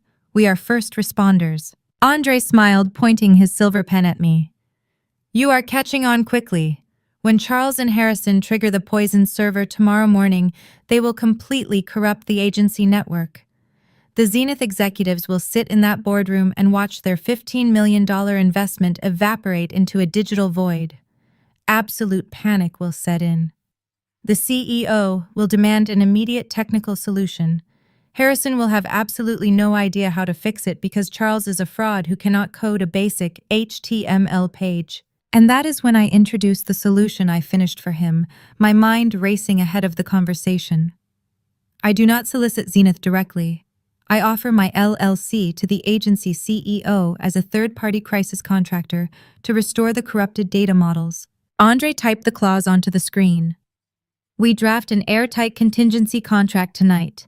It will explicitly state that your new LLC will restore the Zenith data models, but only if the agency fully releases you, Kira and Leo, from all previous non-disclosure agreements and non-compete clauses in perpetuity. Furthermore, the agency must legally acknowledge that all restored proprietary algorithms belong exclusively to your LLC, and they are merely licensing them for the duration of the Zenith presentation. It is corporate extortion, Megan said, from the other side of the kitchen, her eyes wide with a mix of shock and absolute admiration. You are going to hold the Zenith account hostage until the CEO signs away all of Harrison leverage. It is not extortion, Andre corrected smoothly, leaning back in his chair. It is aggressive corporate negotiation in the face of an existential threat. The CEO will be staring down the barrel of a $15 million breach of contract lawsuit from his biggest client. He will sign anything Sloan puts in front of him to save the deal and protect his own job. By the time Harrison realizes what is happening, the CEO will have legally transferred the ownership of the entire digital infrastructure directly to Sloan. I felt a massive weight lift off my shoulders. The trap was no longer just about exposing the fraud or securing a minor victory. It was about leveraging their own destruction to legally legitimize my new empire. But there was still one glaring vulnerability that kept my heart racing. What about the federal investigation? I asked, leaning forward over the kitchen island. When the CEO inevitably realizes Harrison and Charles set up a shell company to embezzle the funds he is going to call the authorities, the FBI will audit every single department. They will look at the timing of my sudden departure and the creation of my LLC.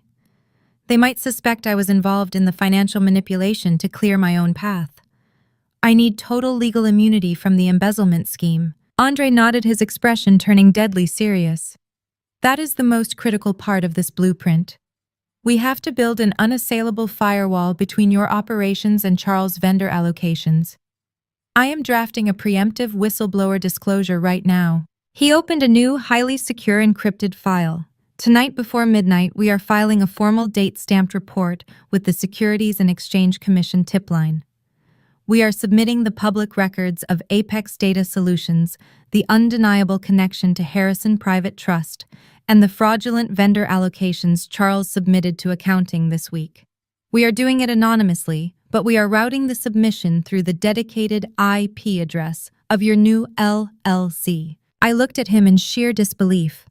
We are reporting them to the federal government before the crime even happens. We are establishing a documented federal timeline, Andre explained, his fingers flying across the keyboard. When the FBI eventually audits the agency, they will find this time-stamped SEC report. It will legally prove that your LLC was acting as a whistleblower, actively identifying the corporate fraud before the presentation even occurred. It grants you absolute federal protection.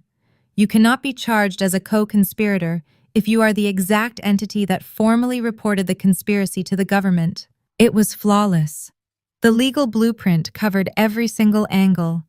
It weaponized their own sabotage legally, acquired the proprietary data, forced the CEO to sign away the non-competes, and provided total federal immunity from the ensuing criminal fallout. Harrison had spent weeks building a trap for me, relying on my assumed compliance and fear as a female subordinate. Instead, I had spent the entire week building a legal guillotine, and he was about to place his own head directly on the block. I looked at the clock on the microwave. It was past midnight. Friday morning had officially arrived. The $15 million Zenith pitch was scheduled for 9 o'clock sharp in the main executive boardroom. I stood up from the kitchen island, feeling a profound sense of calm wash over me.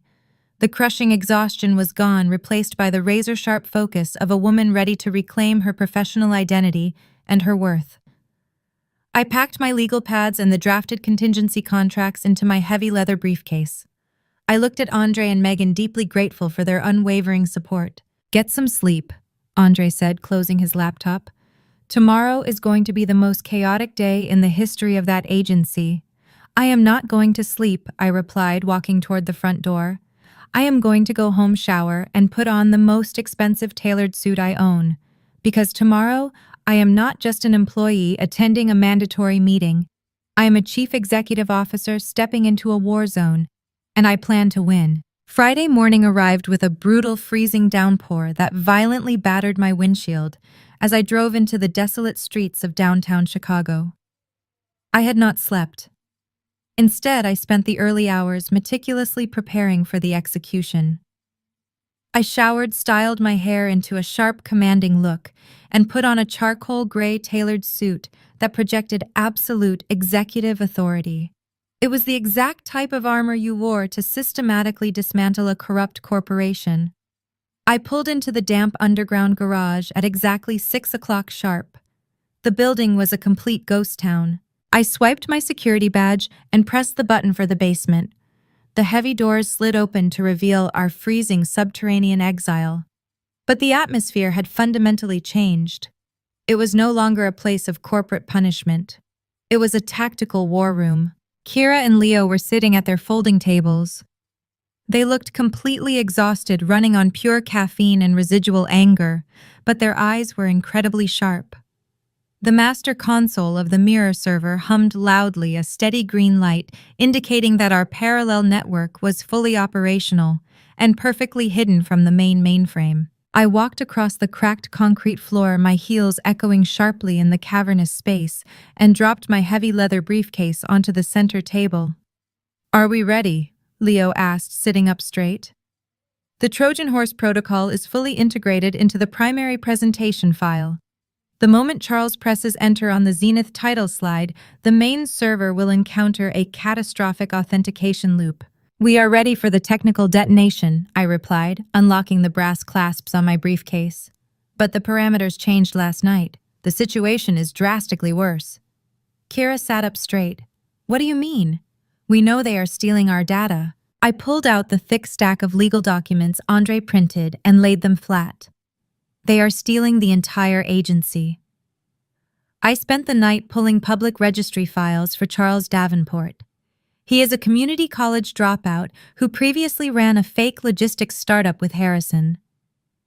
Leo stared at me, the blood draining from his face. "A fake startup?" "Yes," I confirmed. "And they are executing the exact same playbook today. Charles submitted vendor allocation requests to accounting yesterday." The moment the CEO signs the $15 million Zenith contract, Charles will wire a $7 million non-refundable retainer to a Delaware shell company called Apex Data Solutions. The shell company is legally tied to a private trust owned entirely by Harrison. They plan to drain the operating budget by Monday, and then Charles will vanish. The basement was absolutely silent. Kira covered her mouth, her eyes wide with terror.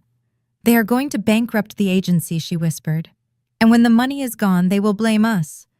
They have our names on all the server architecture." "That was their plan," I stated. "They pushed us down here to ensure we had no visibility into executive financial channels." But Andre and I drafted a new legal blueprint at midnight. We are not just going to watch them fail. We are legally taking ownership of the Zenith account. I pushed 2 fresh contracts across the table. "You signed your equity partnerships yesterday," I explained. "But these are the final operational agreements for our new LLC. We registered the firm as an emergency data recovery consultancy. Furthermore, Andre filed a time-stamped whistleblower report with the federal government at 1 this morning. We have total legal immunity." Leo picked up the contract, scanning the aggressive legal language. "You want us to fix the server after Charles breaks it?" "No," I corrected sharply. "I want us to hold the Zenith data hostage.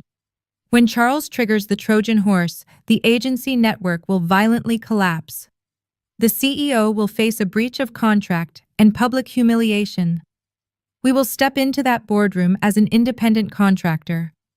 We will offer to instantly restore the presentation, but only if the CEO signs a binding contract transferring the ownership of the proprietary algorithms directly to our firm." Kira gasped, a smile slowly breaking across her face. "We force the CEO to buy back our stolen data. We force him to fire Harrison and hire us," I replied. "Once we trigger this sequence, there is absolutely no going back. We are declaring open corporate warfare. Are you with me?" Leo did not hesitate. He grabbed a pen, flipped to the back page of the crisis management contract, and signed his name with a heavy stroke. "Let them burn." Kira picked up her pen, her hands no longer shaking. She signed her name right next to Leo. "We built this infrastructure, Sloan. It belongs to us." I took the signed documents, verifying the signatures before securing them inside my briefcase. The loyalists were fully locked in. The trap was armed, the legal shields were raised, and the protections were actively in place. "Pack your personal belongings," I ordered, checking my watch. "It is 7 o'clock. We wipe all our local hard drives down here. Leave absolutely nothing on these computers except the poisoned presentation file." At 8:45, we take the elevator up to the executive floor. "We are going to the main executive boardroom?" Leo asked, looking confused. "We were explicitly uninvited by Harrison." I smiled, feeling the cold, ruthless anticipation settling deep in my chest. "We are not attending the pitch as compliant employees. We are attending as the elite independent rescue team. Let us go introduce Charles Davenport and his fabricated Google credentials to the very real corporate world." The 3 of us stood up in unison, united by a shared, unbreakable resolve. We methodically wiped the basement servers completely clean, permanently, erasing every single trace of our 6 long years of dedicated service to the agency. We were leaving this concrete basement for the last time, ascending to the luxury executive suite to watch a corrupt vice president lose his entire stolen empire. But before we could even reach the heavy metal door, it violently swung open. Chase stood in the doorway, completely blocking our exit. For the first time since he arrived at the agency, his perfectly curated Google executive persona was cracking. He was breathing heavily, his designer silk tie was slightly loosened, and a thin layer of cold sweat coated his forehead. He looked exactly like a panicked community college dropout who had just realized he was completely out of his depth. "I need the final predictive data model," Chase demanded, his voice completely lacking its usual arrogant drawl. "The Zenith Information Security team just arrived. They are requiring the presentation to be run entirely offline from a localized machine to prevent corporate espionage. I cannot access your cloud server from the boardroom podium. I need the master files on a physical drive right now." I looked at Leo, carefully masking the massive surge of triumph I felt. We had anticipated this exact technical vulnerability. Zenith was a multi-billion-dollar e-commerce giant. They never allowed third-party agencies to run live pitches on open internet connections. Chase should have known this standard protocol, but because he was a complete fraud, he was scrambling at the absolute last minute. The master files are highly complex, Chase, I said, keeping my voice smooth and professionally subservient. They require a specific compilation sequence. I do not care about your technical jargon, Sloan, he snapped, stepping further into the freezing basement. Harrison said you finished the data models yesterday. Put them on a flash drive. If I walk into that boardroom empty-handed, I will have you fired for gross insubordination before the CEO even sits down. I walked slowly back to my wiped computer terminal.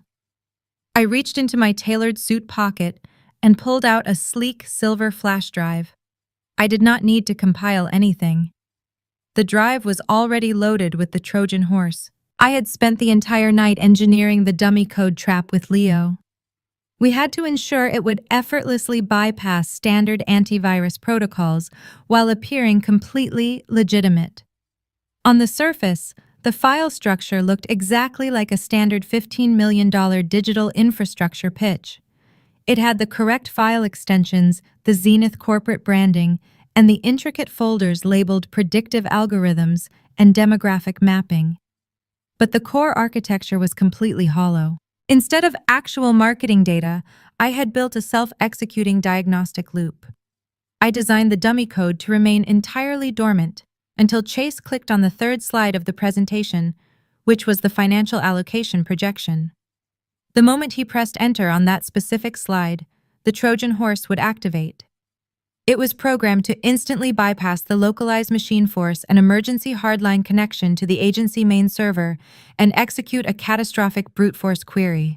But the absolute brilliance of the trap was not just the massive system crash.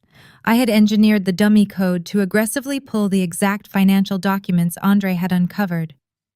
When the system failed, it would not just show a blank black screen. It was explicitly programmed to project the hidden vendor allocation requests, the Delaware Shell Company registrations, and the fraudulent wire transfers directly onto the massive boardroom projector. "Are you actively listening to me?" Chase yelled, slamming his hand heavily against the folding table. "Give me the drive." I held up the silver flash drive, letting it catch the harsh fluorescent light. "The files are fully compiled and ready for execution," I stated calmly. "But you must follow the precise loading protocol. When you plug this into the boardroom laptop, the system will ask for administrative permission to run the predictive data models. You must click Authorize." Chase snatched the drive directly from my hand, his face twisting into a sneer of absolute contempt. "I know how to plug in a basic hard drive, Sloan. Do not speak to me like I am an idiot. You and your little basement team stay down here until the pitch is over. I do not want you anywhere near the executive floor while I close this deal." He turned around and marched rapidly out of the basement, the heavy metal door slamming shut behind him. The loud echo rang through the empty concrete room. Kira let out a long, shaky breath. He actually took it. He did not even verify the file sizes or run a basic diagnostic check. "He does not know how to run a diagnostic check," Leo said, a sharp, vindictive grin spreading across his face. "He is just going to plug it in and press play." I looked at my watch. It was 8:50 in the morning. Zenith was sitting in the boardroom. The CEO was waiting. Harrison was likely sitting at the executive table, entirely confident that his $15 million heist was perfectly secured. And Chase was currently walking into the room carrying a digital hand grenade that I had personally handed to him. "Grab your briefcases," I ordered, picking up my heavy leather bag containing our new corporate contracts. Chase told us to stay in the basement. But as of an hour ago, we no longer work for this agency. We walked out of the basement and approached the main elevator bank. I pressed the glowing button for the top floor.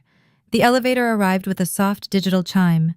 We stepped inside the polished steel cabin, the doors sliding shut, completely sealing our fate. As the elevator rapidly ascended, I felt a profound sense of clarity. Every single moment of professional humiliation, every stolen idea, and every manipulative conversation with Harrison had led to this exact mechanical ascent. I was not just going to expose a bad manager. I was going to systematically dismantle a criminal enterprise in real time. The elevator slowed, coming to a smooth halt. The digital display above the door illuminated with a bright red number 50. The executive floor. The doors slid open, revealing the plush carpet and the expansive glass walls of the corporate suite. The receptionist was away from her desk, likely assisting with the massive presentation. The hallway was completely empty, but I could hear the faint murmur of voices coming from the main boardroom at the end of the long corridor. We stepped out of the elevator in unison. We did not hesitate. We marched straight down the hallway, our footsteps silent on the thick carpet. Through the frosted glass walls of the boardroom, I could see the silhouettes of 20 executives taking their seats. I saw the towering figure of the CEO at the head of the long mahogany table, and I saw Chase standing at the front podium confidently holding up the silver flash drive. The Trojan horse was inside the gates. The countdown had officially begun. We stood in the silent hallway, our reflections barely visible in the heavy frosted glass of the boardroom walls. Inside the expansive room, the atmosphere was suffocatingly tense. The Zenith delegation sat shoulder to shoulder along the left side of the polished mahogany table. There were 8 of them in total, dressed in immaculate dark navy suits, their expressions completely unreadable. These were the elite decision-makers of a global electronic commerce empire. They were not here to be entertained by flashy marketing jargon. They were here to audit a $15 million digital infrastructure proposal. At the head of the table sat our agency chief executive officer, a man whose entire legacy currently rested on the outcome of this single morning. He leaned forward, resting his forearms on the table, his eyes locked intensely on the front podium. Sitting directly to his right was Harrison. My former boss looked incredibly relaxed. He wore a custom-tailored Italian suit, leaning back in his expensive leather chair with a faint, arrogant smile playing across his lips. To the untrained eye, he looked like a confident vice president about to secure a massive victory, but I knew exactly what that smile meant. He was mentally counting the $7 million he believed was about to be wired directly into his secret Delaware shell company. And then there was Chase. He stood confidently behind the sleek acrylic podium at the front of the room. The massive projector screen behind him was currently blank, casting a harsh white glow across his face. He held the silver flash drive in his right hand, casually flipping it between his fingers like a cheap toy.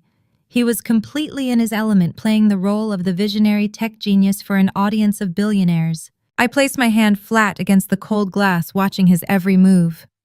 Beside me, Leo checked his digital watch, his jaw tightly clenched.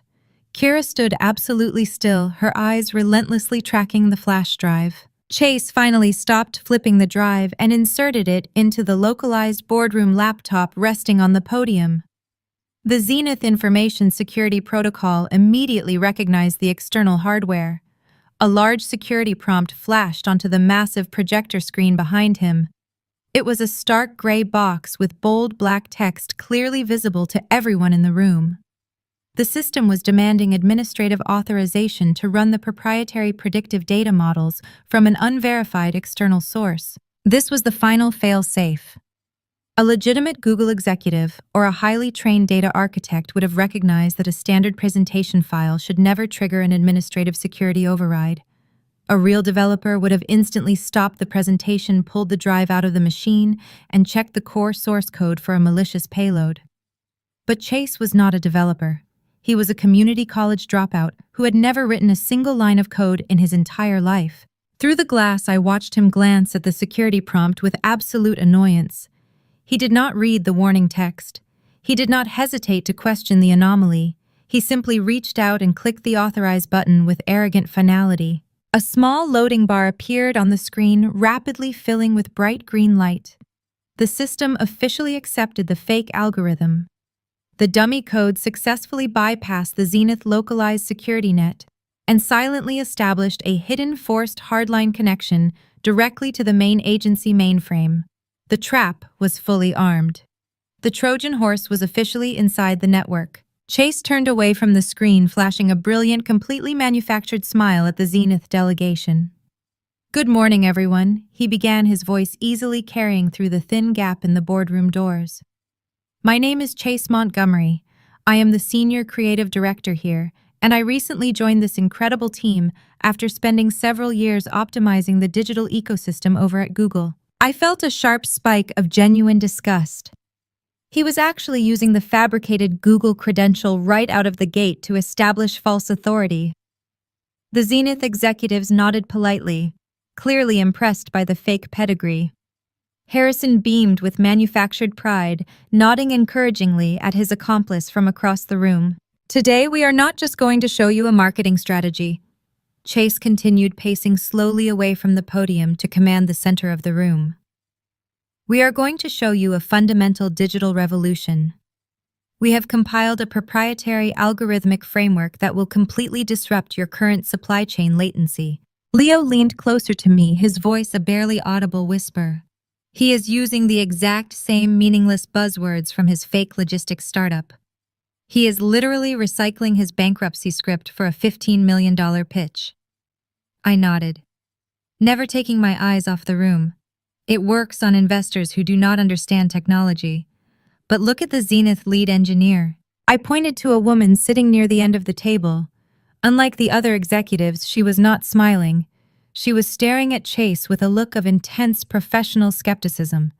She had a highly technical background, and she could already smell the absolute lack of substance in his opening monologue.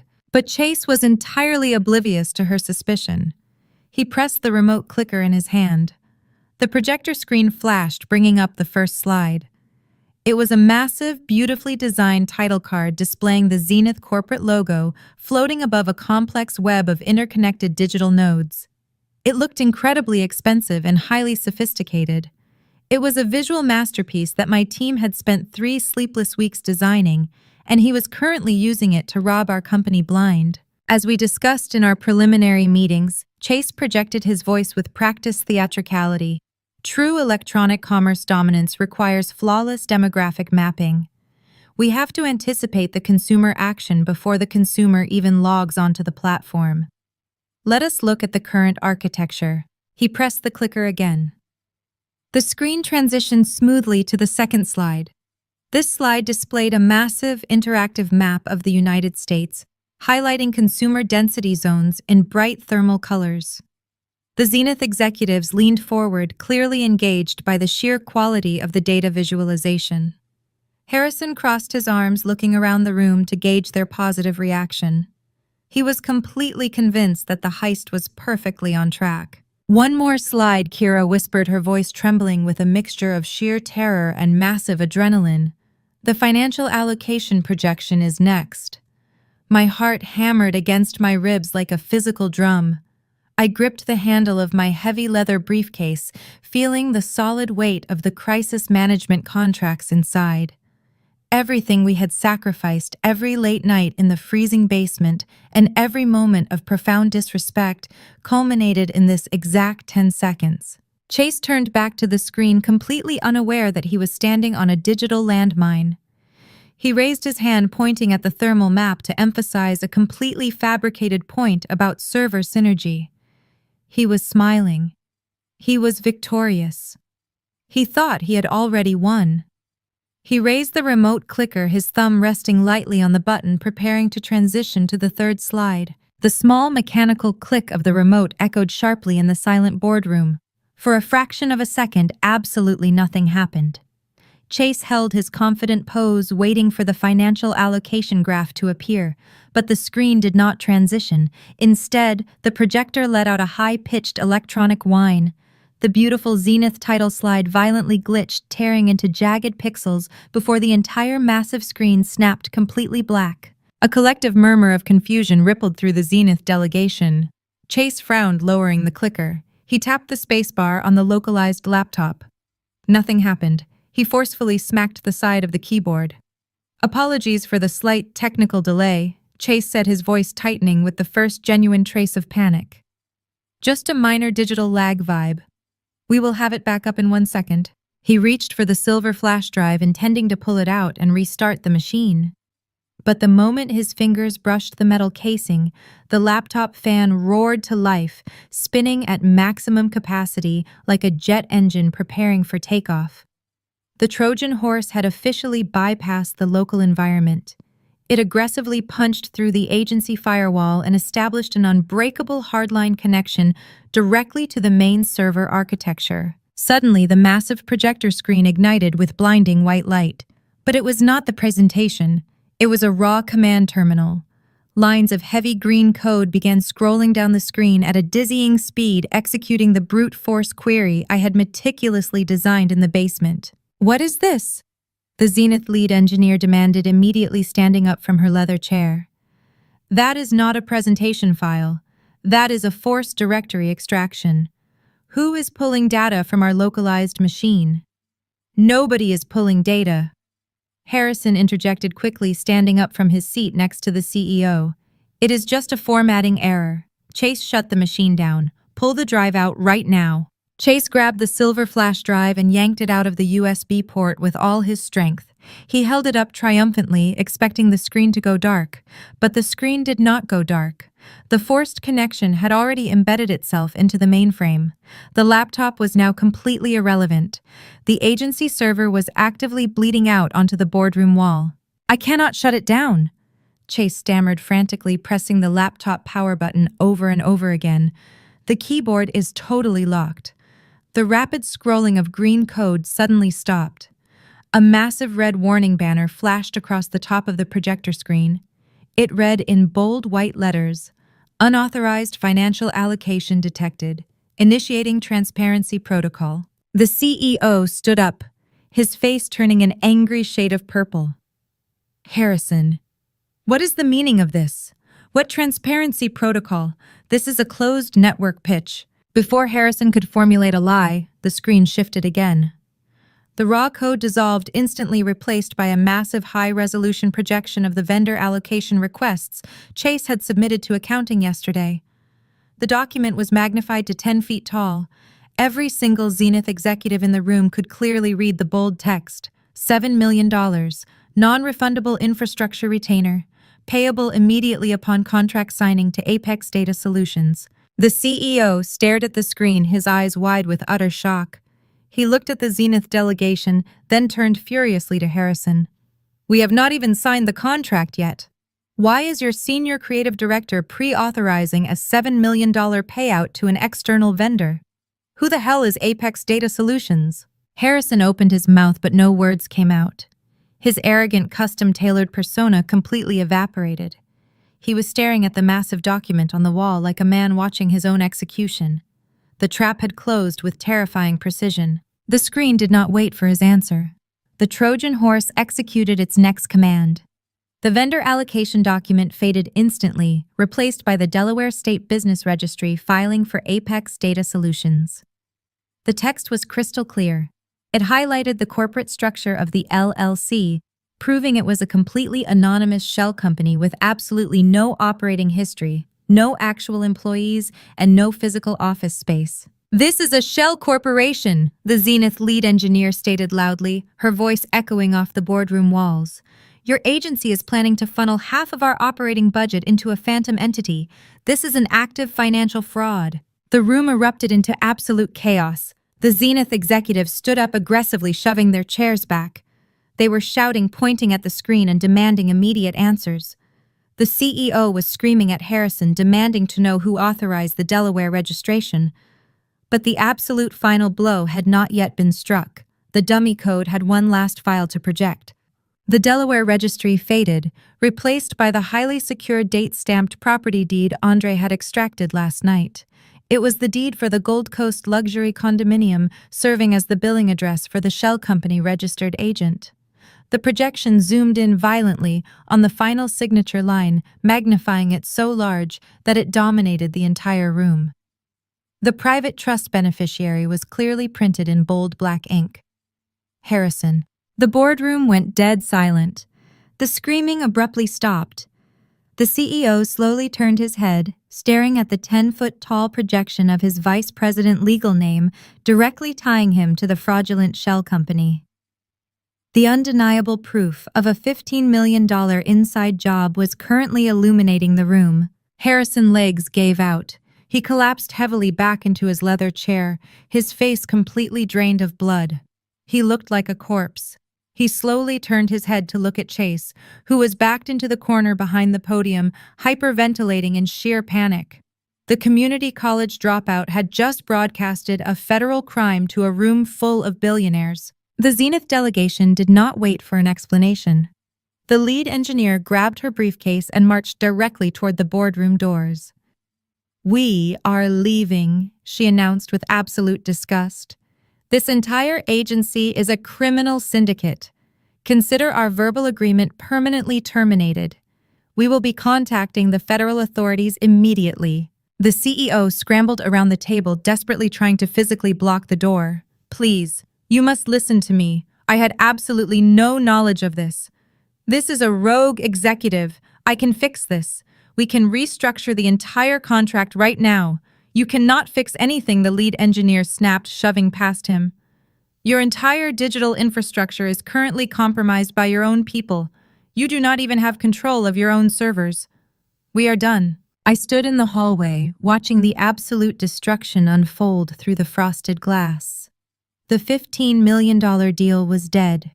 Harrison's career was permanently over. Chase was likely going to federal prison. The CEO was actively watching his entire agency collapse into ruin.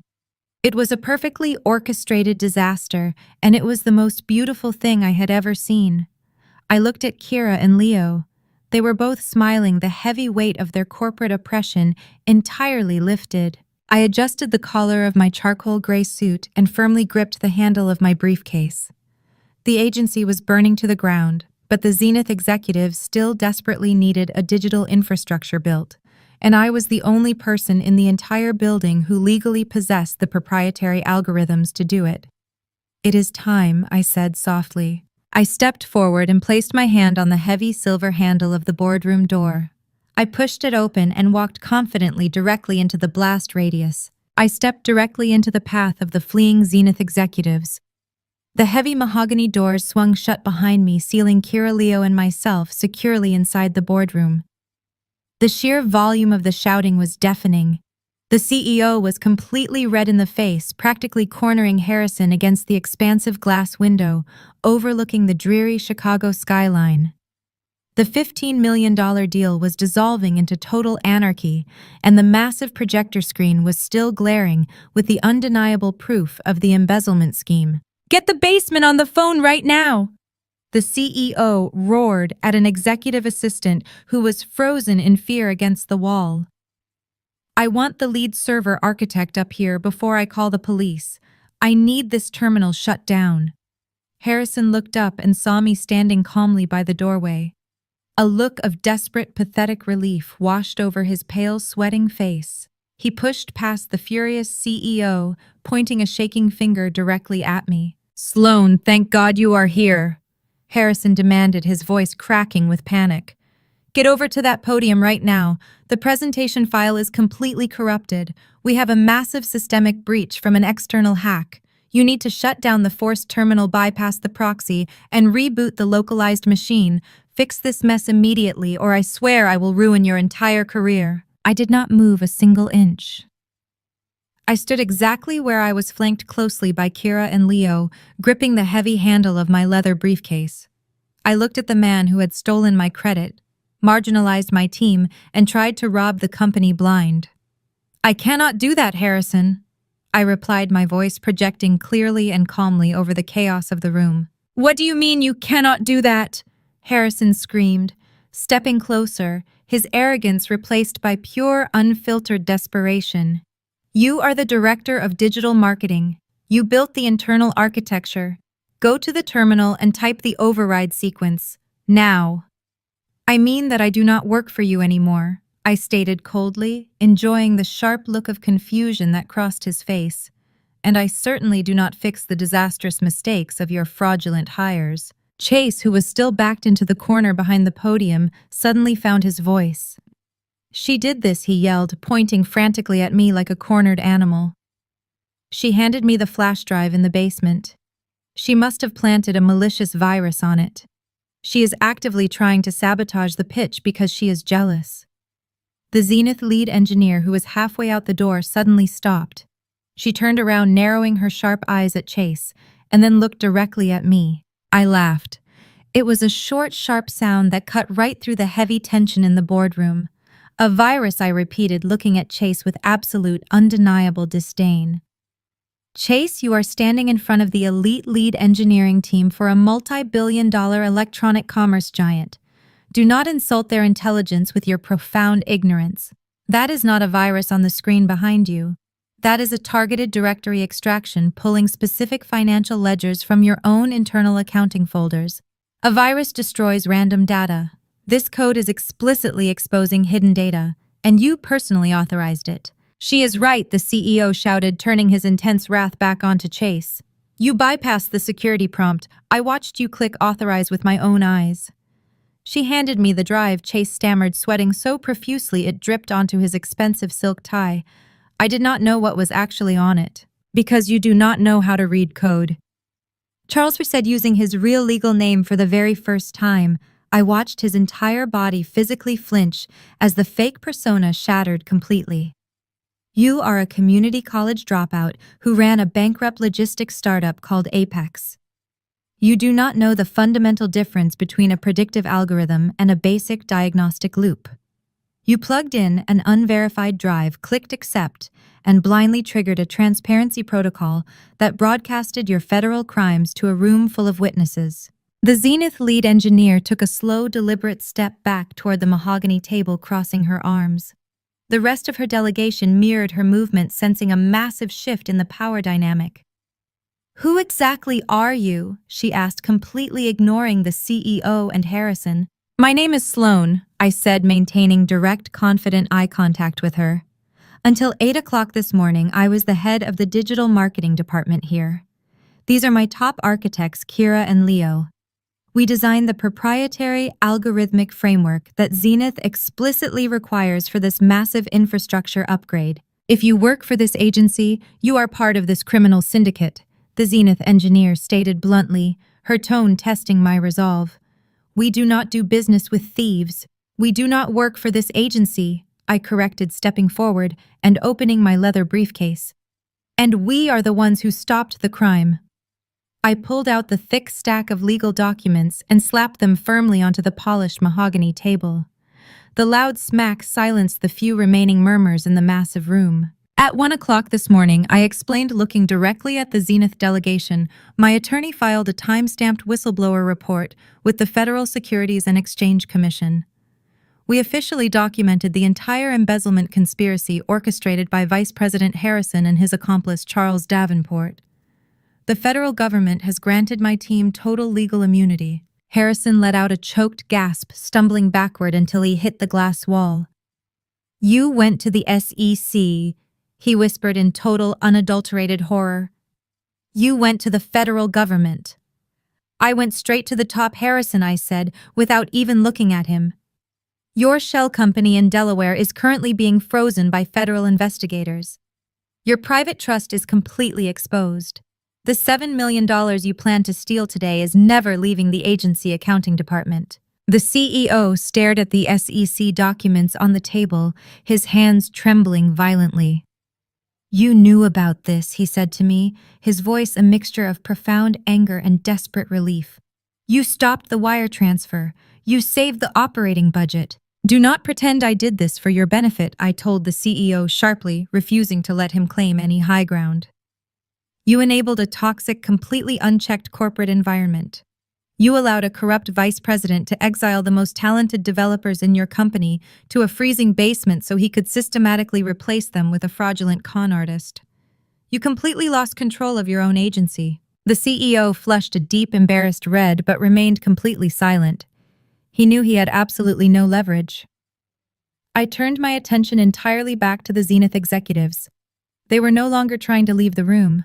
They were listening very carefully.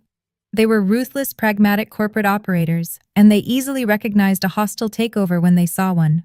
Zenith still has a massive supply chain latency problem, I addressed the lead engineer, speaking strictly peer-to-peer. You still urgently need a predictive data model to optimize your consumer mapping before the fourth quarter retail surge. And the only people in this entire city who actually know how to build that specific architecture are standing right in front of you. And where is the actual data model? Now the lead engineer asked, her tone entirely professional, stripping away all of her previous disgust. "It is perfectly secure," I replied smoothly. We wiped the agency mainframe completely clean before we came upstairs. The only existing copy of the Zenith algorithm is heavily encrypted on a private offline server that belongs exclusively to my new company. I pulled the Crisis Management LLC operating agreements from my briefcase and placed them directly next to the SEC whistleblower report. As of this morning, Kira Leo and I operate as an elite independent digital consultancy firm. I announced, laying the strategic trap completely bare. We own the custom code. We own the back-end architecture. And we are fully prepared to restore this entire presentation and launch your digital infrastructure today. The boardroom went dead silent again. I had successfully cornered the CEO in his own building, completely dismantled Harrison in front of his billionaire clients, and officially placed a $15 million ransom on the stolen data. The CEO stared at the new LLC contracts I had laid on the mahogany table. The reality of his absolute defeat was finally settling into his features. He looked from the SEC whistleblower report to my face, his jaw working as he tried to salvage a shred of his corporate authority. "You cannot just steal a massive client from this agency," he stammered, his voice lacking any real conviction. "You signed an aggressive non-compete clause when you were hired as a director." I smiled, reaching back into my leather briefcase. A non-compete clause is instantly voided when the employer engages in documented criminal activity that materially breaches the core employment contract. My legal counsel was exceptionally thorough. I highly recommend you consult your own lawyers before the federal investigators arrive this afternoon. I pulled out 3 crisp, heavily watermarked envelopes and dropped them onto the table directly in front of him. They landed with a definitive heavy thud. "Those are our formal letters of immediate resignation," I stated. "We are severing all professional ties with this agency effective right this exact second. You no longer have a digital marketing department. You no longer have a lead architect. And you certainly no longer have a functional server." I walked past the CEO, completely ignoring Harrison, who was still slumped against the frosted glass wall in a state of catatonic shock. I stepped up to the front podium. Chase scrambled rapidly out of my way, pressing himself flat against the whiteboard as if I were holding a loaded weapon. I reached down and yanked the silver flash drive out of the localized laptop. The massive projection of the fraudulent property deed flickered and vanished, leaving the giant screen completely black. The room collectively exhaled, but I was not finished. The checkmate was not yet complete.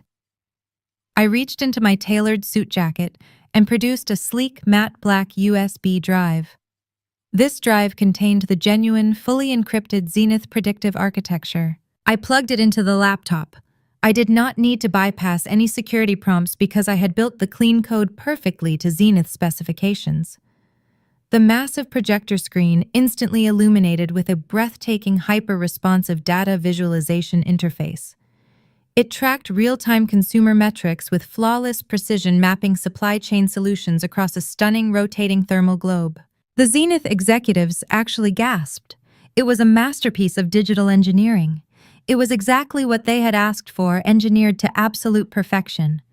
But hovering over the center of the beautiful interface was a massive, unbreakable digital padlock icon, boldly stamped with the sleek logo of our new independent consultancy firm. "This is the ultimate solution to your supply chain latency," I announced to the Zenith lead engineer, projecting my voice across the expansive boardroom. "It is fully operational, heavily secured, and ready for immediate deployment. But the encryption key costs $15 million, and the contract gets signed directly with my LLC. The CEO slammed his fist violently against the mahogany table. "You are holding my entire agency hostage." "No," I replied, locking eyes with him, my voice completely devoid of empathy. "I am letting your corrupt agency die. The only question now is whether Zenith wants to sink with your burning ship or step onto our lifeboat." The Zenith lead engineer did not hesitate. She picked up my LLC operating agreement from the table, pulled a silver pen from her pocket, and clicked it open. "We are stepping onto the lifeboat," she said firmly. She pressed the silver pen against the crisp paper, and signed her name with a sharp, decisive stroke. In less than 5 seconds, a $15 million corporate account officially transferred from a massive corrupt agency directly into the hands of a woman they had exiled to a freezing basement. The CEO realized his absolute leverage was gone. Survival instincts kicked in. He turned his furious gaze toward his ruined vice president. "Harrison, you are terminated effective immediately," he barked, his voice echoing in the silent room. "Security is waiting in the lobby. You will not return to your office. You will not touch another computer. And Charles, if that is even your real name, you are fired as well. I am calling the Chicago police the second you step out of this building." Harrison did not argue. He looked completely shattered, a hollow shell of the arrogant executive who had tormented my team for years. He slowly pushed himself off the frosted glass wall and walked toward the boardroom doors, his expensive Italian suit suddenly looking like a cheap costume. Chase followed closely behind him, keeping his head down, desperately trying to avoid eye contact with the executives he had just tried to defraud. They walked out of the luxury suite, their fraudulent empire completely dismantled. I turned back to the Zenith delegation. The lead engineer handed me the signed contract. I took it, feeling the immense weight of the victory, but knowing this was only the beginning. The digital landscape across the country was shifting rapidly, and corporate security was a constantly evolving battlefield. We had won this war, but there were countless other agencies cutting corners, exploiting their top female talent, and leaving their networks completely vulnerable. The conflict was far from over, and our new firm was perfectly positioned to exploit every single weakness. "Let us unlock the system," I said smoothly. I typed the master decryption key into the localized laptop. The massive digital padlock on the projector screen vanished. The beautiful high-resolution consumer mapping interface sprang to life, actively pulling live retail data from across the nation. The Zenith executives immediately gathered around the screen, completely mesmerized by the flawless architecture my team had built. I stepped back, leaving the technical demonstration to Leo and Kira. They were no longer disposable assets. They were founding partners of an elite independent consultancy, commanding the executive boardroom with absolute authority. I walked over to the expansive glass windows and looked down at the rainy Chicago streets far below. I watched two small figures emerge from the building lobby, escorted by heavy security guards. Harrison and Chase stood on the wet pavement, completely exposed to the freezing downpour, with absolutely nowhere to go. I smiled, feeling a cold, satisfying surge of pure power. I had not just survived the toxic corporate ladder. I had burned it to the absolute ground and built an impenetrable fortress on the ashes. The crisis management firm was officially open for business, and we were coming for everything they told us we could not have.